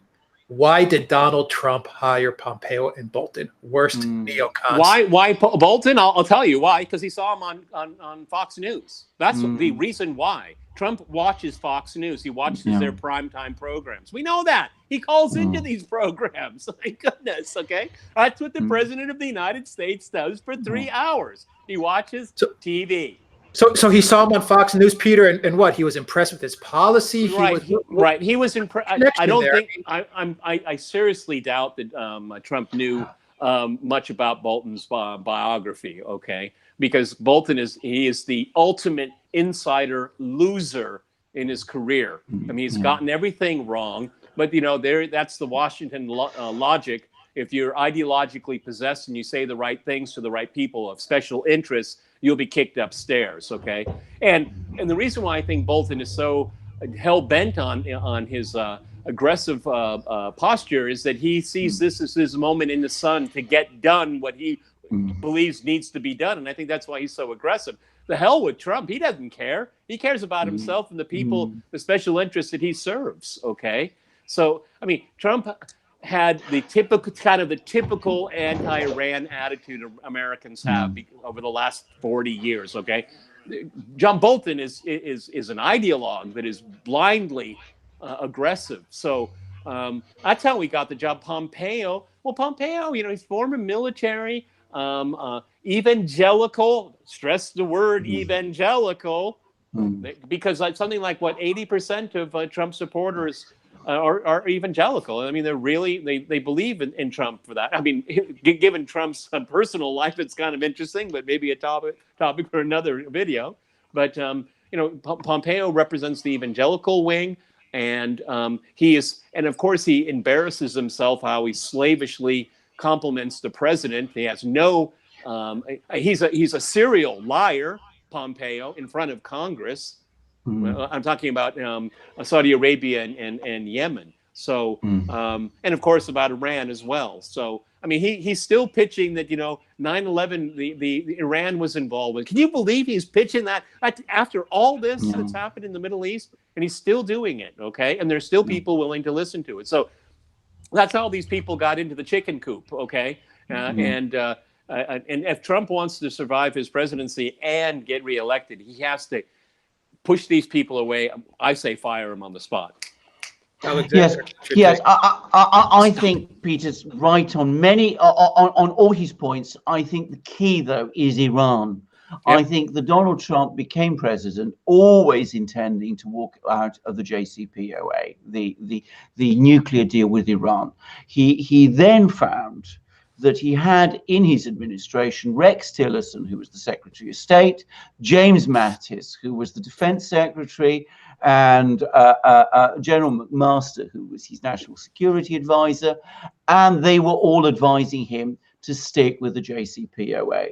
And I think Trump became extremely frustrated with all of this, and he sacked all these people, and he went for the evangelical Christian Pompeo, who believes in the rapture and therefore wants as much war with Iran, because it corresponds with his beliefs, and with the man that, as Peter correctly says, he was seeing on Fox News, who was also taking an incredibly hard line against Iran and who seemed to know what he was talking about, and that was John Bolton. So I think that was what happened. I've said this before. Donald Trump has a blind spot in international affairs, and that blind spot is Iran. He is not easily reasoned with on this issue. Just as Peter says, he has this very strong animus against Iran that many, many Americans have, going all the way back to the events of the Iranian Revolution of 1979 and the Iranian seizure, the hostage crisis. I think this has always been there. I think this remains very strongly wired in to the political system in the US. And of course, Iran is also seen as this great adversary and existential threat to Israel, which, by the way, it isn't, but that's another question. Yeah. But I think all of these things play into each other. And I think Donald Trump is entirely signed up to all these strange views. The result was... To a point. Oh, to a point. Oh, well, indeed. But as a result, he went with the people, Pompeo and Bolton, who seemed to be echoing them.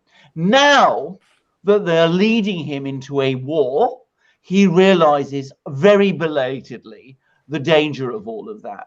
And that is why, and I would strongly advise you, by the way, to watch Peter's and Alex's video on this, why Bolton has been banished to outer Mongolia, whilst Donald Trump and Tucker Carlson and indeed Ivanka apparently do all the real negotiating with North Korea. But I mean, going back to the question, as I said, I think there are many explanations, but the key one is Iran. I agree. Bolton's ties to the MEK terrorists. Not many people talk about that. Giuliani. I mean, they stuff their pockets with money supporting a terrorist group. When Hillary Clinton took them off the terror group. But I mean, this is a cult. This is a dangerous group of people that have no standing inside of Iran whatsoever. Yeah. It's insanity. Well, I know, very bizarre. I mean, I would add. I mean, they were Marxists at one time, or Marxists of a sort, and they were all. Their other great patron was none other than Saddam Hussein. So, what the United States is doing, or rather, what some people in the United States are doing, Bolton and Giuliani and co, mixing with people like that, it is really extraordinary. And to my mind, it goes exactly back to what Peter was saying. It shows the extent of the Iran obsession. That anybody who's against the government of Iran, I refuse to call it a regime, by the way. Anyone who is against the government of Iran can rely on some measure of American support, and it's nuts. And Bolton, the fact that Bolton is involved with these people in the MEK, should be reason enough in itself for anyone with sense to want to have nothing to do with him, because that shows such incredibly bad judgment. And as always, I'm choosing my words very carefully not to express how strongly I feel about this. Well, that's coded language if I ever heard any. Well, indeed. All right, let's get some more super chats from Penguins fan. Peter, I would rather have a conservative hardliner run Russia than some doofus liberals like Medvedev or Navalny. Well, Navalny for sure. What's Navalny standing in Russia, Peter? Almost non-existent. Look, I mean, his mantra, and to his credit, let's be fair, he received some notoriety for pointing out corruption in government, and there is corruption in government everywhere in the world, including Russia. And so, but he's tried to vault himself onto the national stage on this plank, and it does have traction for some people, but the majority of which are not old enough to vote. He's a curiosity. I mean, he's active. He's active on social media, but I mean, through the course of 2 years or 3 years, maybe I hear his name once. Yeah. You know, I mean, he's propped up by the Russia haters abroad. Okay, and you know, he's spent. I think he's been in some of these Western NGOs, you know, that pay for a ticket to the States and stuff like that. But I mean, no, and calling Putin a hardliner, I don't like that kind of terminology. I mean, I can remember with an American professor at one of these Valdai discussion groups I went to a couple of years ago, and he was kind of corralled me in the bar, and I was having a beer, and he was talking about Putin has shifted to nationalism, and I said, I think you got the wrong word. I think it's the word begins with a C, and it's called conservatism, and you can see this evolution. Putin was quite liberal when he became president, and he was identified as that.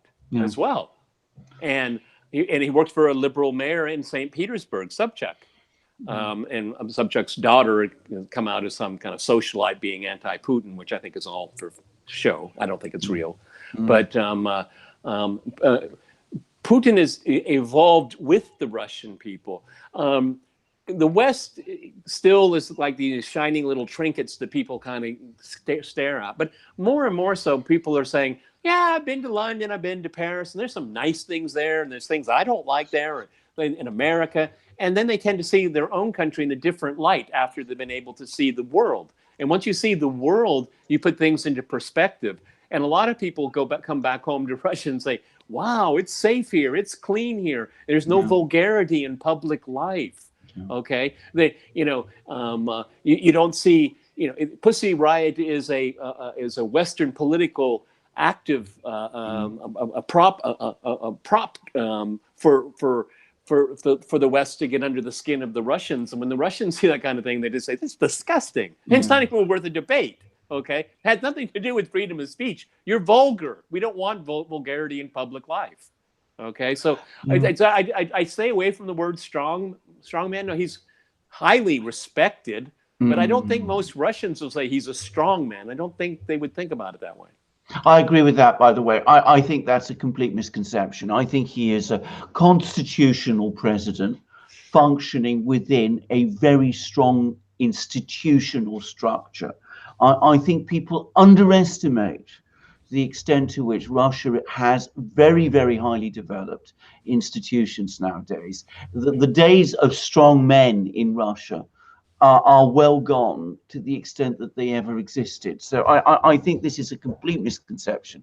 As for Navalny, can I say straight away that my own impression of Navalny is that he's faded. I mean, he had a brief moment around 2012 when he stood for mayor of Moscow, where he won around 9% of the electorate in Moscow, 23% of those who voted, or something of that kind. My impression is that his star has faded very considerably since that time, and he was never particularly popular even at that point. So I think he's a marginal figure that the Western media, for very obvious reasons, was attracted to. But I don't think that he is in any conceivable way a political force. I do not agree with the view that you often hear expressed that Medvedev was a bad or disastrous president. I think he was a perfectly competent president who lacked Putin's charisma and force of personalities and political skills. But I don't see him coming back. I don't see anyone like him coming in after Putin is gone. I don't know who the person who will take over from Putin is. I said previously that it's too early to speculate about personalities at the moment, and but I don't think it'll be anyone like Medvedev at all. I don't think it'll be anyone like Putin either, by the way. I think it'll be someone quite different. Okay, Saya Sakami says Navalny is Russia's Juan Guaido. That's a very good way. Excellent. I like that one. Yes. Very good.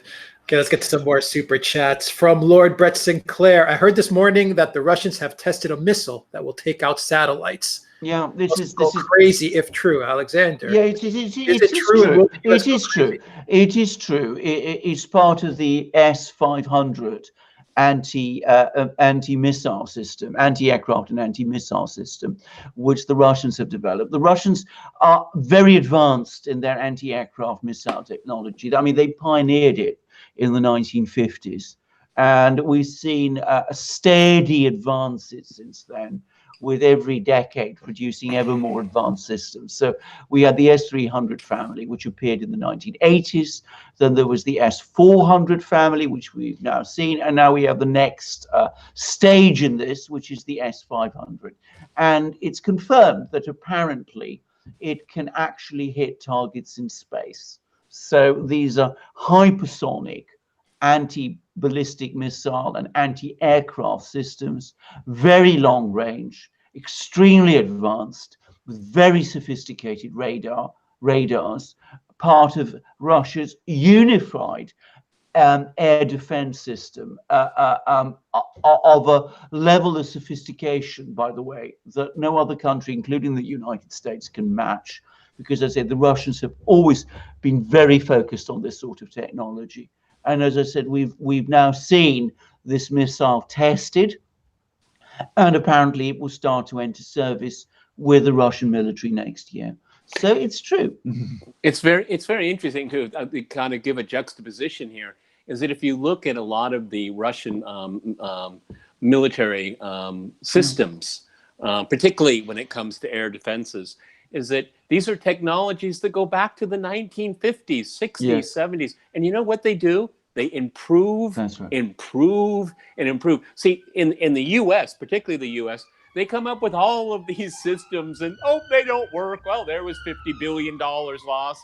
You know, we'll try again, something else. Yeah. There's so many defense procurement projects in the U.S. that are just utterly wasteful. They never, it's not proven it can work, but we'll figure out if it can work by doing it. And it's a total waste of money. The Russians never waste money on the military. They squeeze every kopeck out of everything. It's because they improve upon what they know works. And that's exactly. a competitive advantage in a way that they have, because they have, compared to the United States, they have very meager resources. But with those meager resources, they can put out a pretty good product, okay? Yes. And I always stress this, these are for defensive capabilities, defense. Yes. Okay. And Peter's absolutely right about that, by the way. Russian military procurement is incremental. Yeah. They never go in for sudden revolutionary changes when they can avoid doing so. They will always develop the technology and upgrade it. And of course, eventually what you get is something completely different from what you started with. So you can't compare today's S-500 missile system with what existed in the 1950s. The capability right. is of a completely different standard, but there is a clear line of development. There's a DNA that stays the same. Exactly.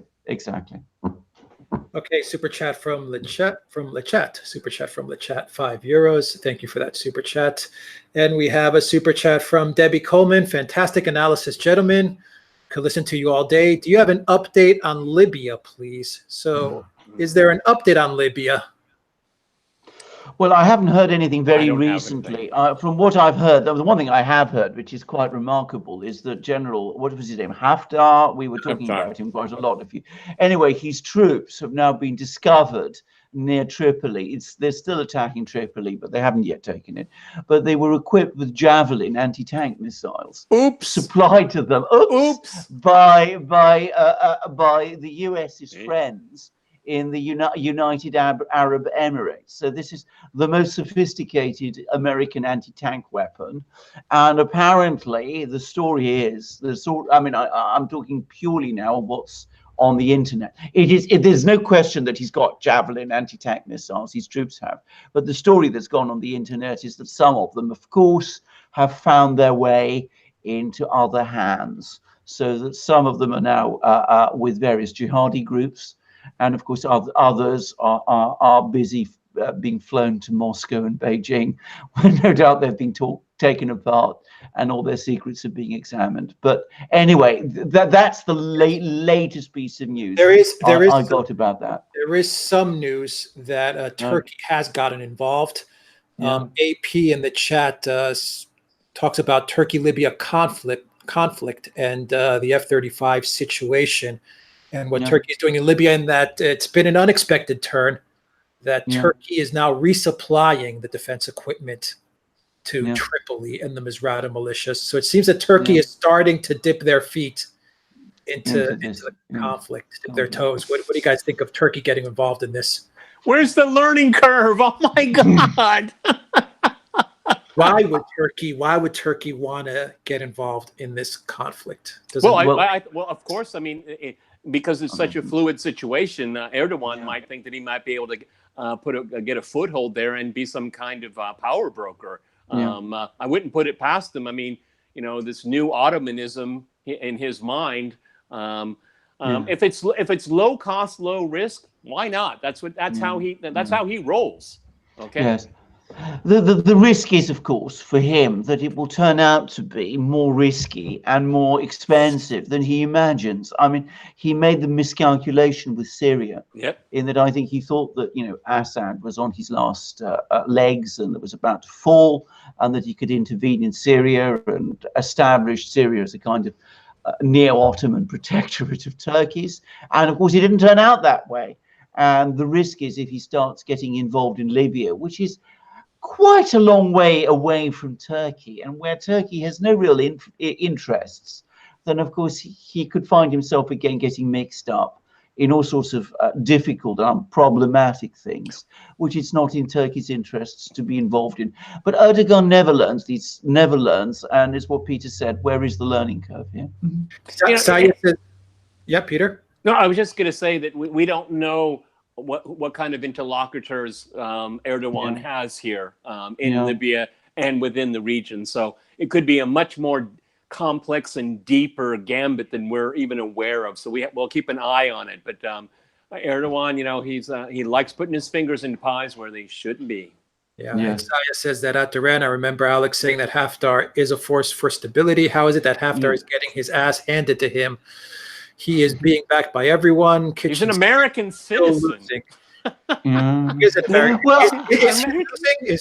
Yes, he's an American citizen. I mean, the view that I took, and I don't apologize for it, is that what Libya needs now more than anything else is a government, almost any sort of government, rather than the chaos we have now.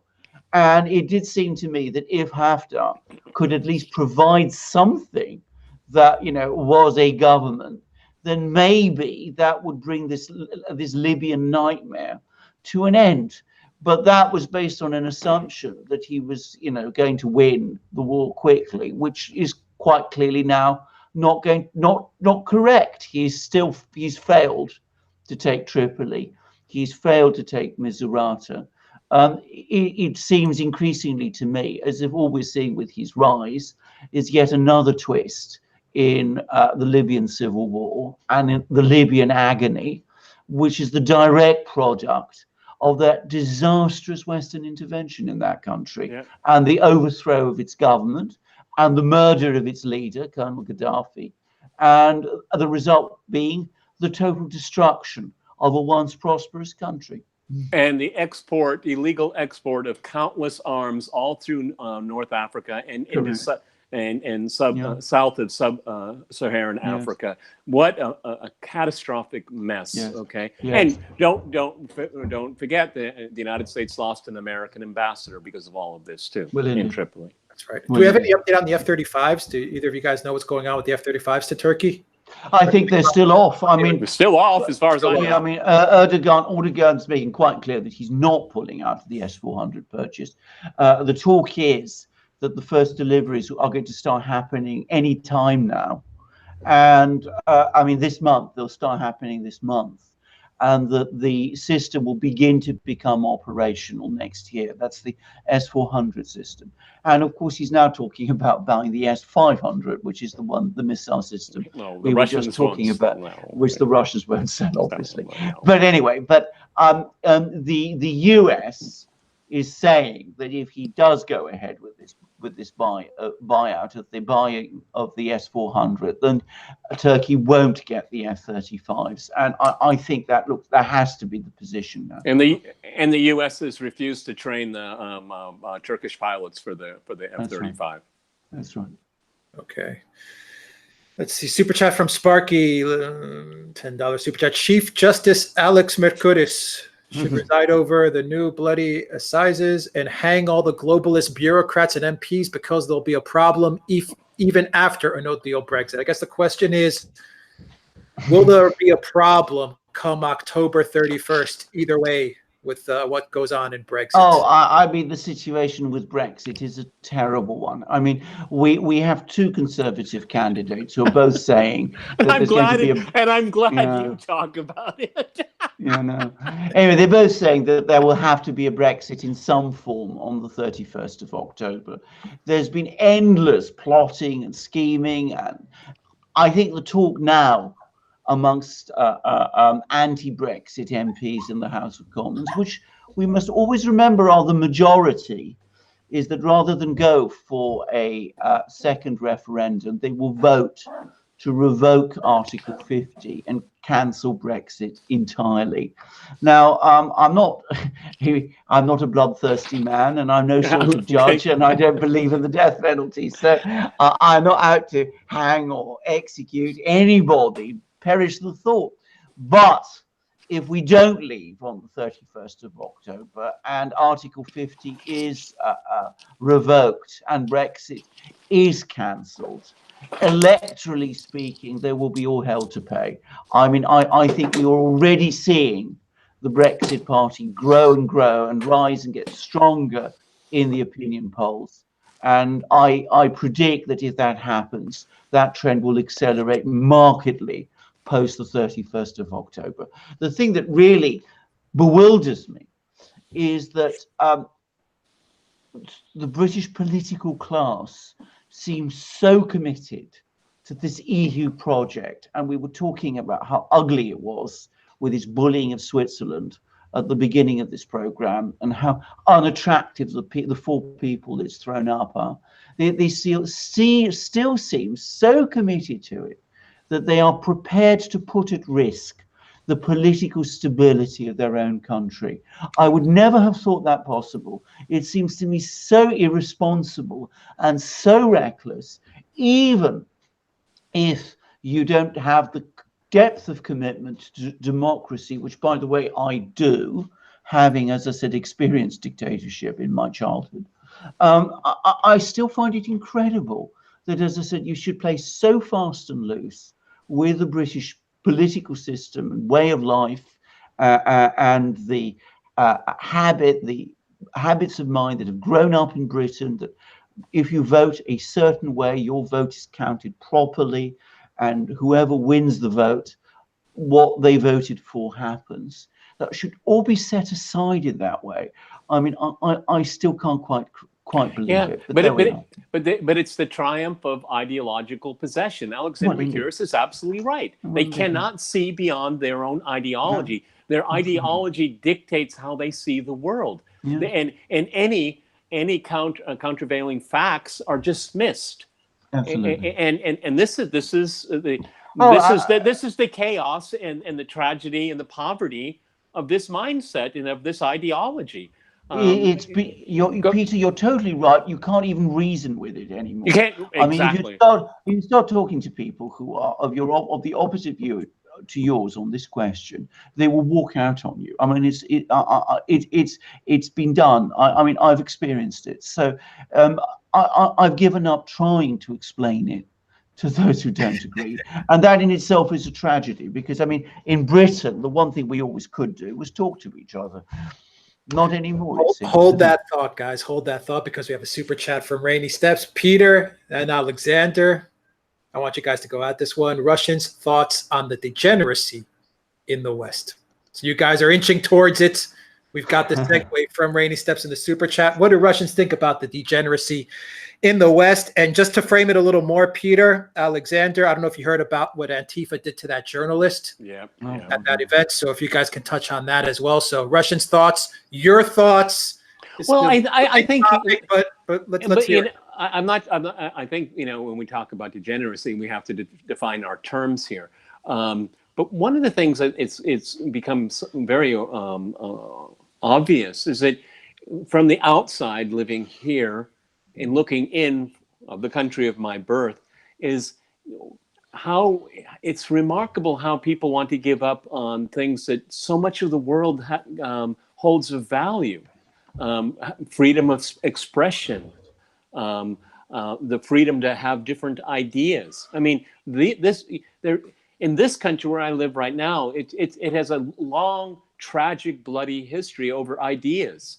But that conflict has come to an end. There's been a resolution, and there is voting is broadly, widely accepted. Freedom of speech. I mean, if you look at the Russian internet, you can criticize the government all you want without fear of reprisal. And what I'm getting at is that all of these ideals that the West is tried to say that it's a superior model for mankind that the rest of the world should adopt. That same model is being taken apart piece by piece. And that's what I find political degeneracy.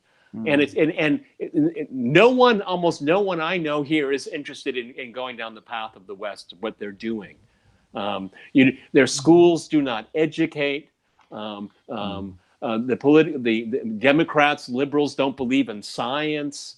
They can't even get their head around what the word gender means. I mean, those kind of things are just complete non-starters here. I mean, no one would walk out on you. They'd just say, maybe you should sit down. You're not well, okay? You need to take care of yourself here because you're talking gibberish, all right? So in that form, for me, it's a political, cultural, and social degeneracy. Destroying what made you strong in the first place. We're destroying what made you prosperous. Destroying what made you attractive around the world. This is a world historic moment. It's a paradigm shift. We see a major civilization carving itself up, self-inflicted. Alexander, Putin's speech that he said, the end of neoliberalism. No, he said that to the Financial Times. To the Financial. I'm sorry. Yes, to the Financial Times. Well, that was a very interesting part of a very long interview.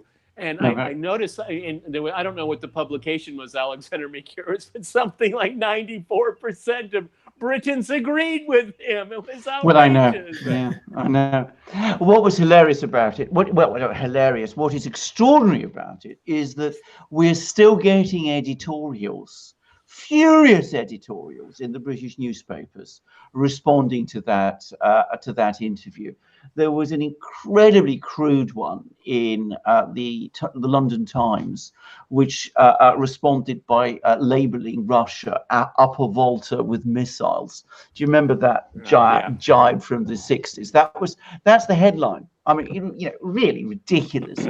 And others, that were talking about who's Putin to talk. He's the person who murdered Bolotkovskaya, Litvinenko, all these people. Again, I mean, quite unbelievable stuff. The anger that editorial, that interview has provoked, is really something to see, actually, and it does show, to my mind, that Putin has clearly touched a raw nerve. Because he told the truth. Because these people that are attacking his words for a nanosecond had a moment of reflection. Yes. And that was terrifying what they learned. They terrified what they see in themselves. Yes. That is projection. Because you know what? Putin is right. Liberalism is failing. It's failing in the West. Yes. It's failing its people. Okay. Yes. It's only benefited its elites. Yes. Okay. That is so patently obvious. It's like me saying the moon is in the sky. Okay. No. It's as simple as that. All right. Yes. And when you're forced to look at yourself and praise yourself, self-appraisal, and you see something really ugly, that's how you react. You lash out. Yes. Well, indeed. I mean, look, what do Russians think about degeneracy in the West? I mean, I don't, I'm going to be straightforward about this. I don't know. It's not, I mean, I'm not familiar with what the generality of Russians think about the West anymore. My impression is that they don't think about the West anywhere near as much as people in the West think they do. But I will make these observations. I go to Russia fairly regularly. I haven't been there for a while. But whenever I do, it's more orderly, it's more law-abiding, it's more polite, it's more a lot more tolerant. It's becoming more tolerant all the time. In Britain, where I live, it is the opposite. It's becoming less law-abiding, more angry, and far less tolerant, and of course, far less polite. And if you want to talk about degeneracy, because without a measure of genuine tolerance and mutual respect and politeness and ability to exchange ideas and to discuss things, there is, in my opinion, a form of degeneracy. Then the West is, at least Britain, the part of the West that I know, Britain and the United States, are indeed degenerating, and Russia is not. It's improving. And that's all I think I can say about this. I suspect that Russians sense this at some levels. To what extent, as I said, they're familiar with the internal cultural battles that go on in the West, or are even interested in them, I don't know. Well, I mean, we have Netflix here, and you can watch it in I think a lot of the programs, the serials are translated into Russian. So, I mean, people have a window into what's going on, and my sense is that they look at it and say, well, that's what they do there, but we don't do this here. Well, okay, exactly. And it's kind of like what they do. Okay. Yes. Yes. One thing I would say is that there is an awful lot more information in Russia about the West than the other way and around. about life in the West than there is in the West about Russia. Yep. I mean, Russians, as I said, are much better informed and have more access to information about the West than Westerners do about Russia. Of that, there is no question at all, to my mind. And you sometimes find that taking very odd twists. So I once came across a well-known British historian, Orlando Figes, and he was complaining angrily that his latest book on Russia had not been translated and published in Russia, which, by the way, I mean, I know other books of his have been published in Russia. And the funny thing was, it occurred to me, what Russian historian of Britain is ever published here? You won't find one. And yet I know there are such people because, I've come across them, and very erudite they are. So, in fact, the reality is, contrary to what everybody says, that the movement of ideas is much greater in Russia than it is in the West. In the West, we're much more closed to understanding what Russia is really like than Russians are about us. And that's been so for some time now.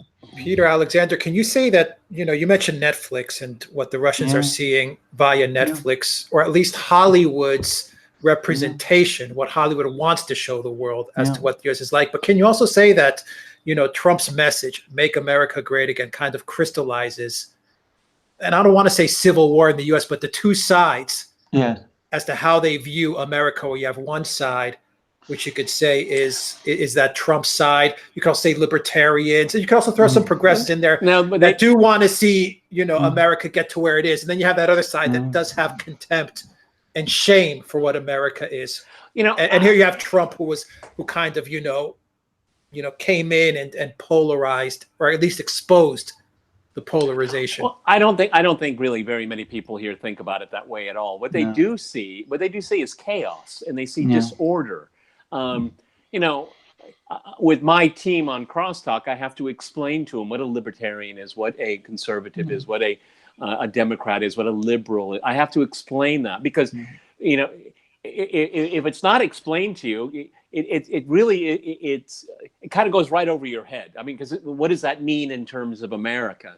And, I've been asked, what's the equivalent in Russian? I said, well, I don't want to say because it'll kind of delude what I'm trying to say. So unless you're a political scientist, you're a professor of American history or culture, you certainly would be thinking about that. But Netflix is a very good example here. Is that what they do see is they see cultural strife, cultural divisions. But I'm not sure how much they absorb it. Okay, Yeah. It's just more very literally at a distance looking at something, and they're not as great as they claim to be. And you see all of these thrillers with international crime, and it's like, oh, they have that too. I mean, what Netflix does is they actually show many different sides. And it's not a mono interpretation, and I think that actually helps Russians. Is that it's not as great, okay? So, but as far as categorization, the average person probably doesn't have a clue what you're talking about, nor do they really care. Nor do they really care. Exactly. The sort of more sophisticated people, the more intellectually minded people. The one thing I know that has left them all utterly incredulous is the Russiagate scandal. Of course, and it's not been widely. I mean, they find that here. They laugh at. I mean, they find that absolutely crazy. And as I said, I know that at a fairly early stage in it, the New York Times sent an army of journalists to Russia to try to get the sort of liberal Russians to talk about Russiagate, and expecting that they would all support what the US was doing. And they all came back absolutely stunned to discover that even the most liberal Russians thought the whole thing was absolutely nuts. I mean, because they had access to that Steele dossier. Exactly. All it did was engender laughter. It's like, exactly. I mean, it's absolutely not. Exactly. What is exactly. this? Exactly. They what get is the spellings wrong. They get the dates wrong. They get the locations wrong. I mean, I've been asked about it. I said, well, what do you think about it? I said, there's only two things in the Steele dossier that's true. Putin is a person. Russia is a country. That's it. Exactly. Exactly. The one other thing I was going to say is that, of course, Russians who travel to the West, and there are now quite a lot of Russians who do, and who stay for any length of time in the West, especially countries like Britain, and I suspect the United States also, are really shocked at the amount of anti-Russian, the strength of anti-Russian attitudes here.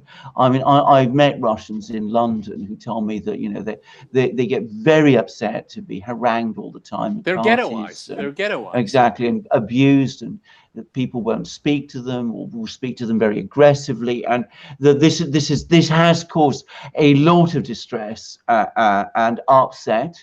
And of course, when they come back to Russia and they talk about it to their friends, that doesn't convey at all a good impression of the West. Okay, let's get to the final super chats and wrap this up very quickly, guys. Is Antifa a terrorist organization? They got very violent with this journalist. Would you categorize them? Yes. Yes. Alexander? Yes. I think so. I mean, I think they're certainly heading in that direction, if they're not quite there yet, but they're becoming more and more violent. And frankly, I mean, the legal tolerance that has been extended to this group is shocking. I mean, that was awful what happened. Antifa is supposed to be anti-fascist, right? Well, their worldview and their behavior is fascistic. Okay, well, I mean, it is incredible that they use that term. Okay, yes. What is happening? That I'm not sure. His last name is No, I think. Yeah, No. Yep. Okay. What? That's heartbreaking for me. I mean, he's by himself. He has a camera. He has the right to expression. He's at a public event, and there's no defense of him here. This is again what degeneracy. We've been talking about this. We won't enforce the law. No, you won't enforce the law. Okay, that's degeneracy. So Antifa is a scourge. What kind of person walks around with brass knuckles covering their head? What kind of political statement are you trying to make? No, you're trying to terrorize the public. That's fascistic. Yes. Okay, Alexander from Lord Brett Sinclair, Super Chat. Alexander, I am no Labor supporter, but I think the MSM treatment of Corbyn is an absolute disgrace. What do you think? We have a video coming out on this tomorrow as well. I entirely agree with you. I mean, I have many criticisms to make of Corbyn. I think he's far too, as I said on our program, which you will see, I think he's actually been quite weak in response to some of the things that have been said of him. But frankly, I mean, the amount of bullying he is subjected to, and the grotesque harassment of him is really shocking. And it comes back to what we were saying before, that, as I said, political standards are falling fast in Britain, and they are degenerating. I don't know of any other word. So yes, we are in complete agreement on this. Okay. Thank you, Alexander, for that. And we have a super chat. Let's wrap this up pretty soon, because I have to get ready for work tomorrow. Okay, have you already discussed why, of all, is Britain examining the situation in the Gulf of Oman and not a neutral body? Thinking of MH17 black boxes, the Skripal scandal doesn't really build trust. So why is Britain examining what's going on? Well, of course, I mean, I think the questioner has answered the question, because, of course, precisely because Britain, having publicly declared, by the way, that it backs the US in this confrontation with Iran, it's gone far further in doing so than any other major European country, is, of course, guaranteed by the powers that be in Washington and Jerusalem and Riyadh to come up with the right, i.e. the politically correct answer. And that's the only reason why they're being called in to do it.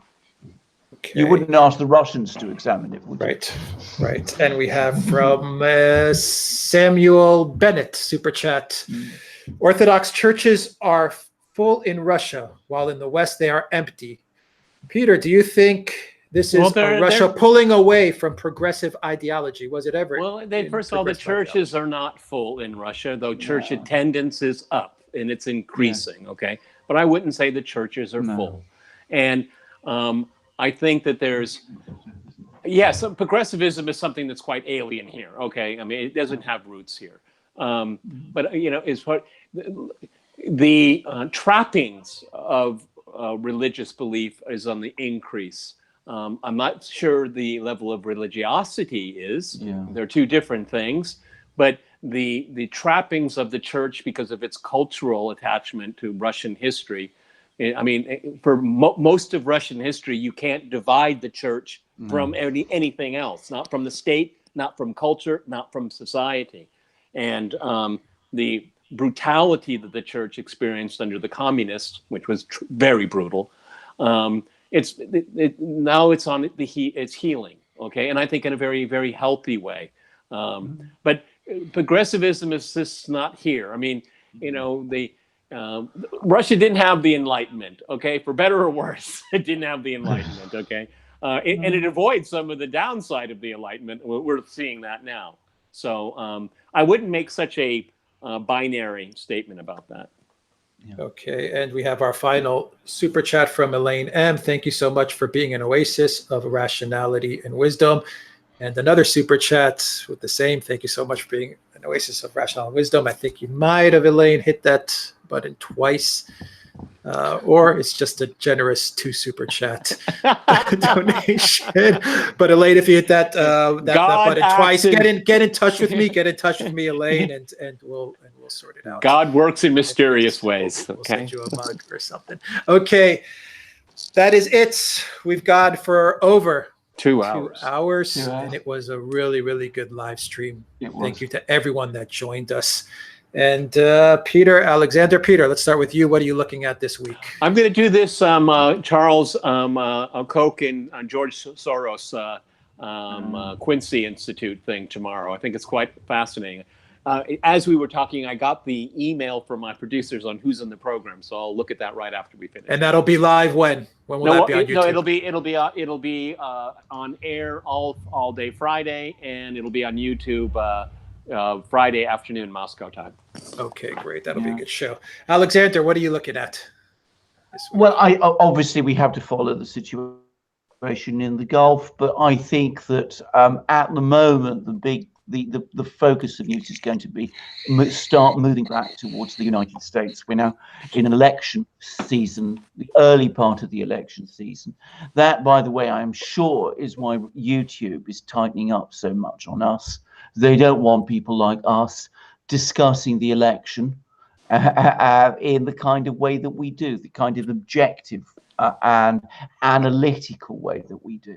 But I'm sure that will be part of it. And I think we will start to get a clearer picture of where this election is going and what's going to happen. The other thing I'm looking out for, I don't know whether it's going to come this coming week, but Mr. Horowitz, the Inspector General of the FBI, is due to release a report soon. And I predict that will be big news when it comes, or at least it should be. Whether it be widely reported is another matter. And Mueller is going to testify soon, I think on the 19th. Mueller's going to testify. On the 19th or 17th, yeah, exactly. Yeah. Yes, we are on BitChute PCR, so you can find us on BitChute as well. All right. We have Greek elections, too, on the 7th. So I will be there, and I'll try to film some stuff and get that out to you guys as well as to what's going on. Okay, we have Peter Lavelle in Moscow, host of RT's Crosstalk. Thank you very much, Peter. And we have the Oracle of London in London, Mr. Alexander Mercouris. Thank you, Alexander. And we have Buddy joining Peter. This is Skippy. Oh, that's Skippy. Sorry, that's Skippy. Yes. Yes.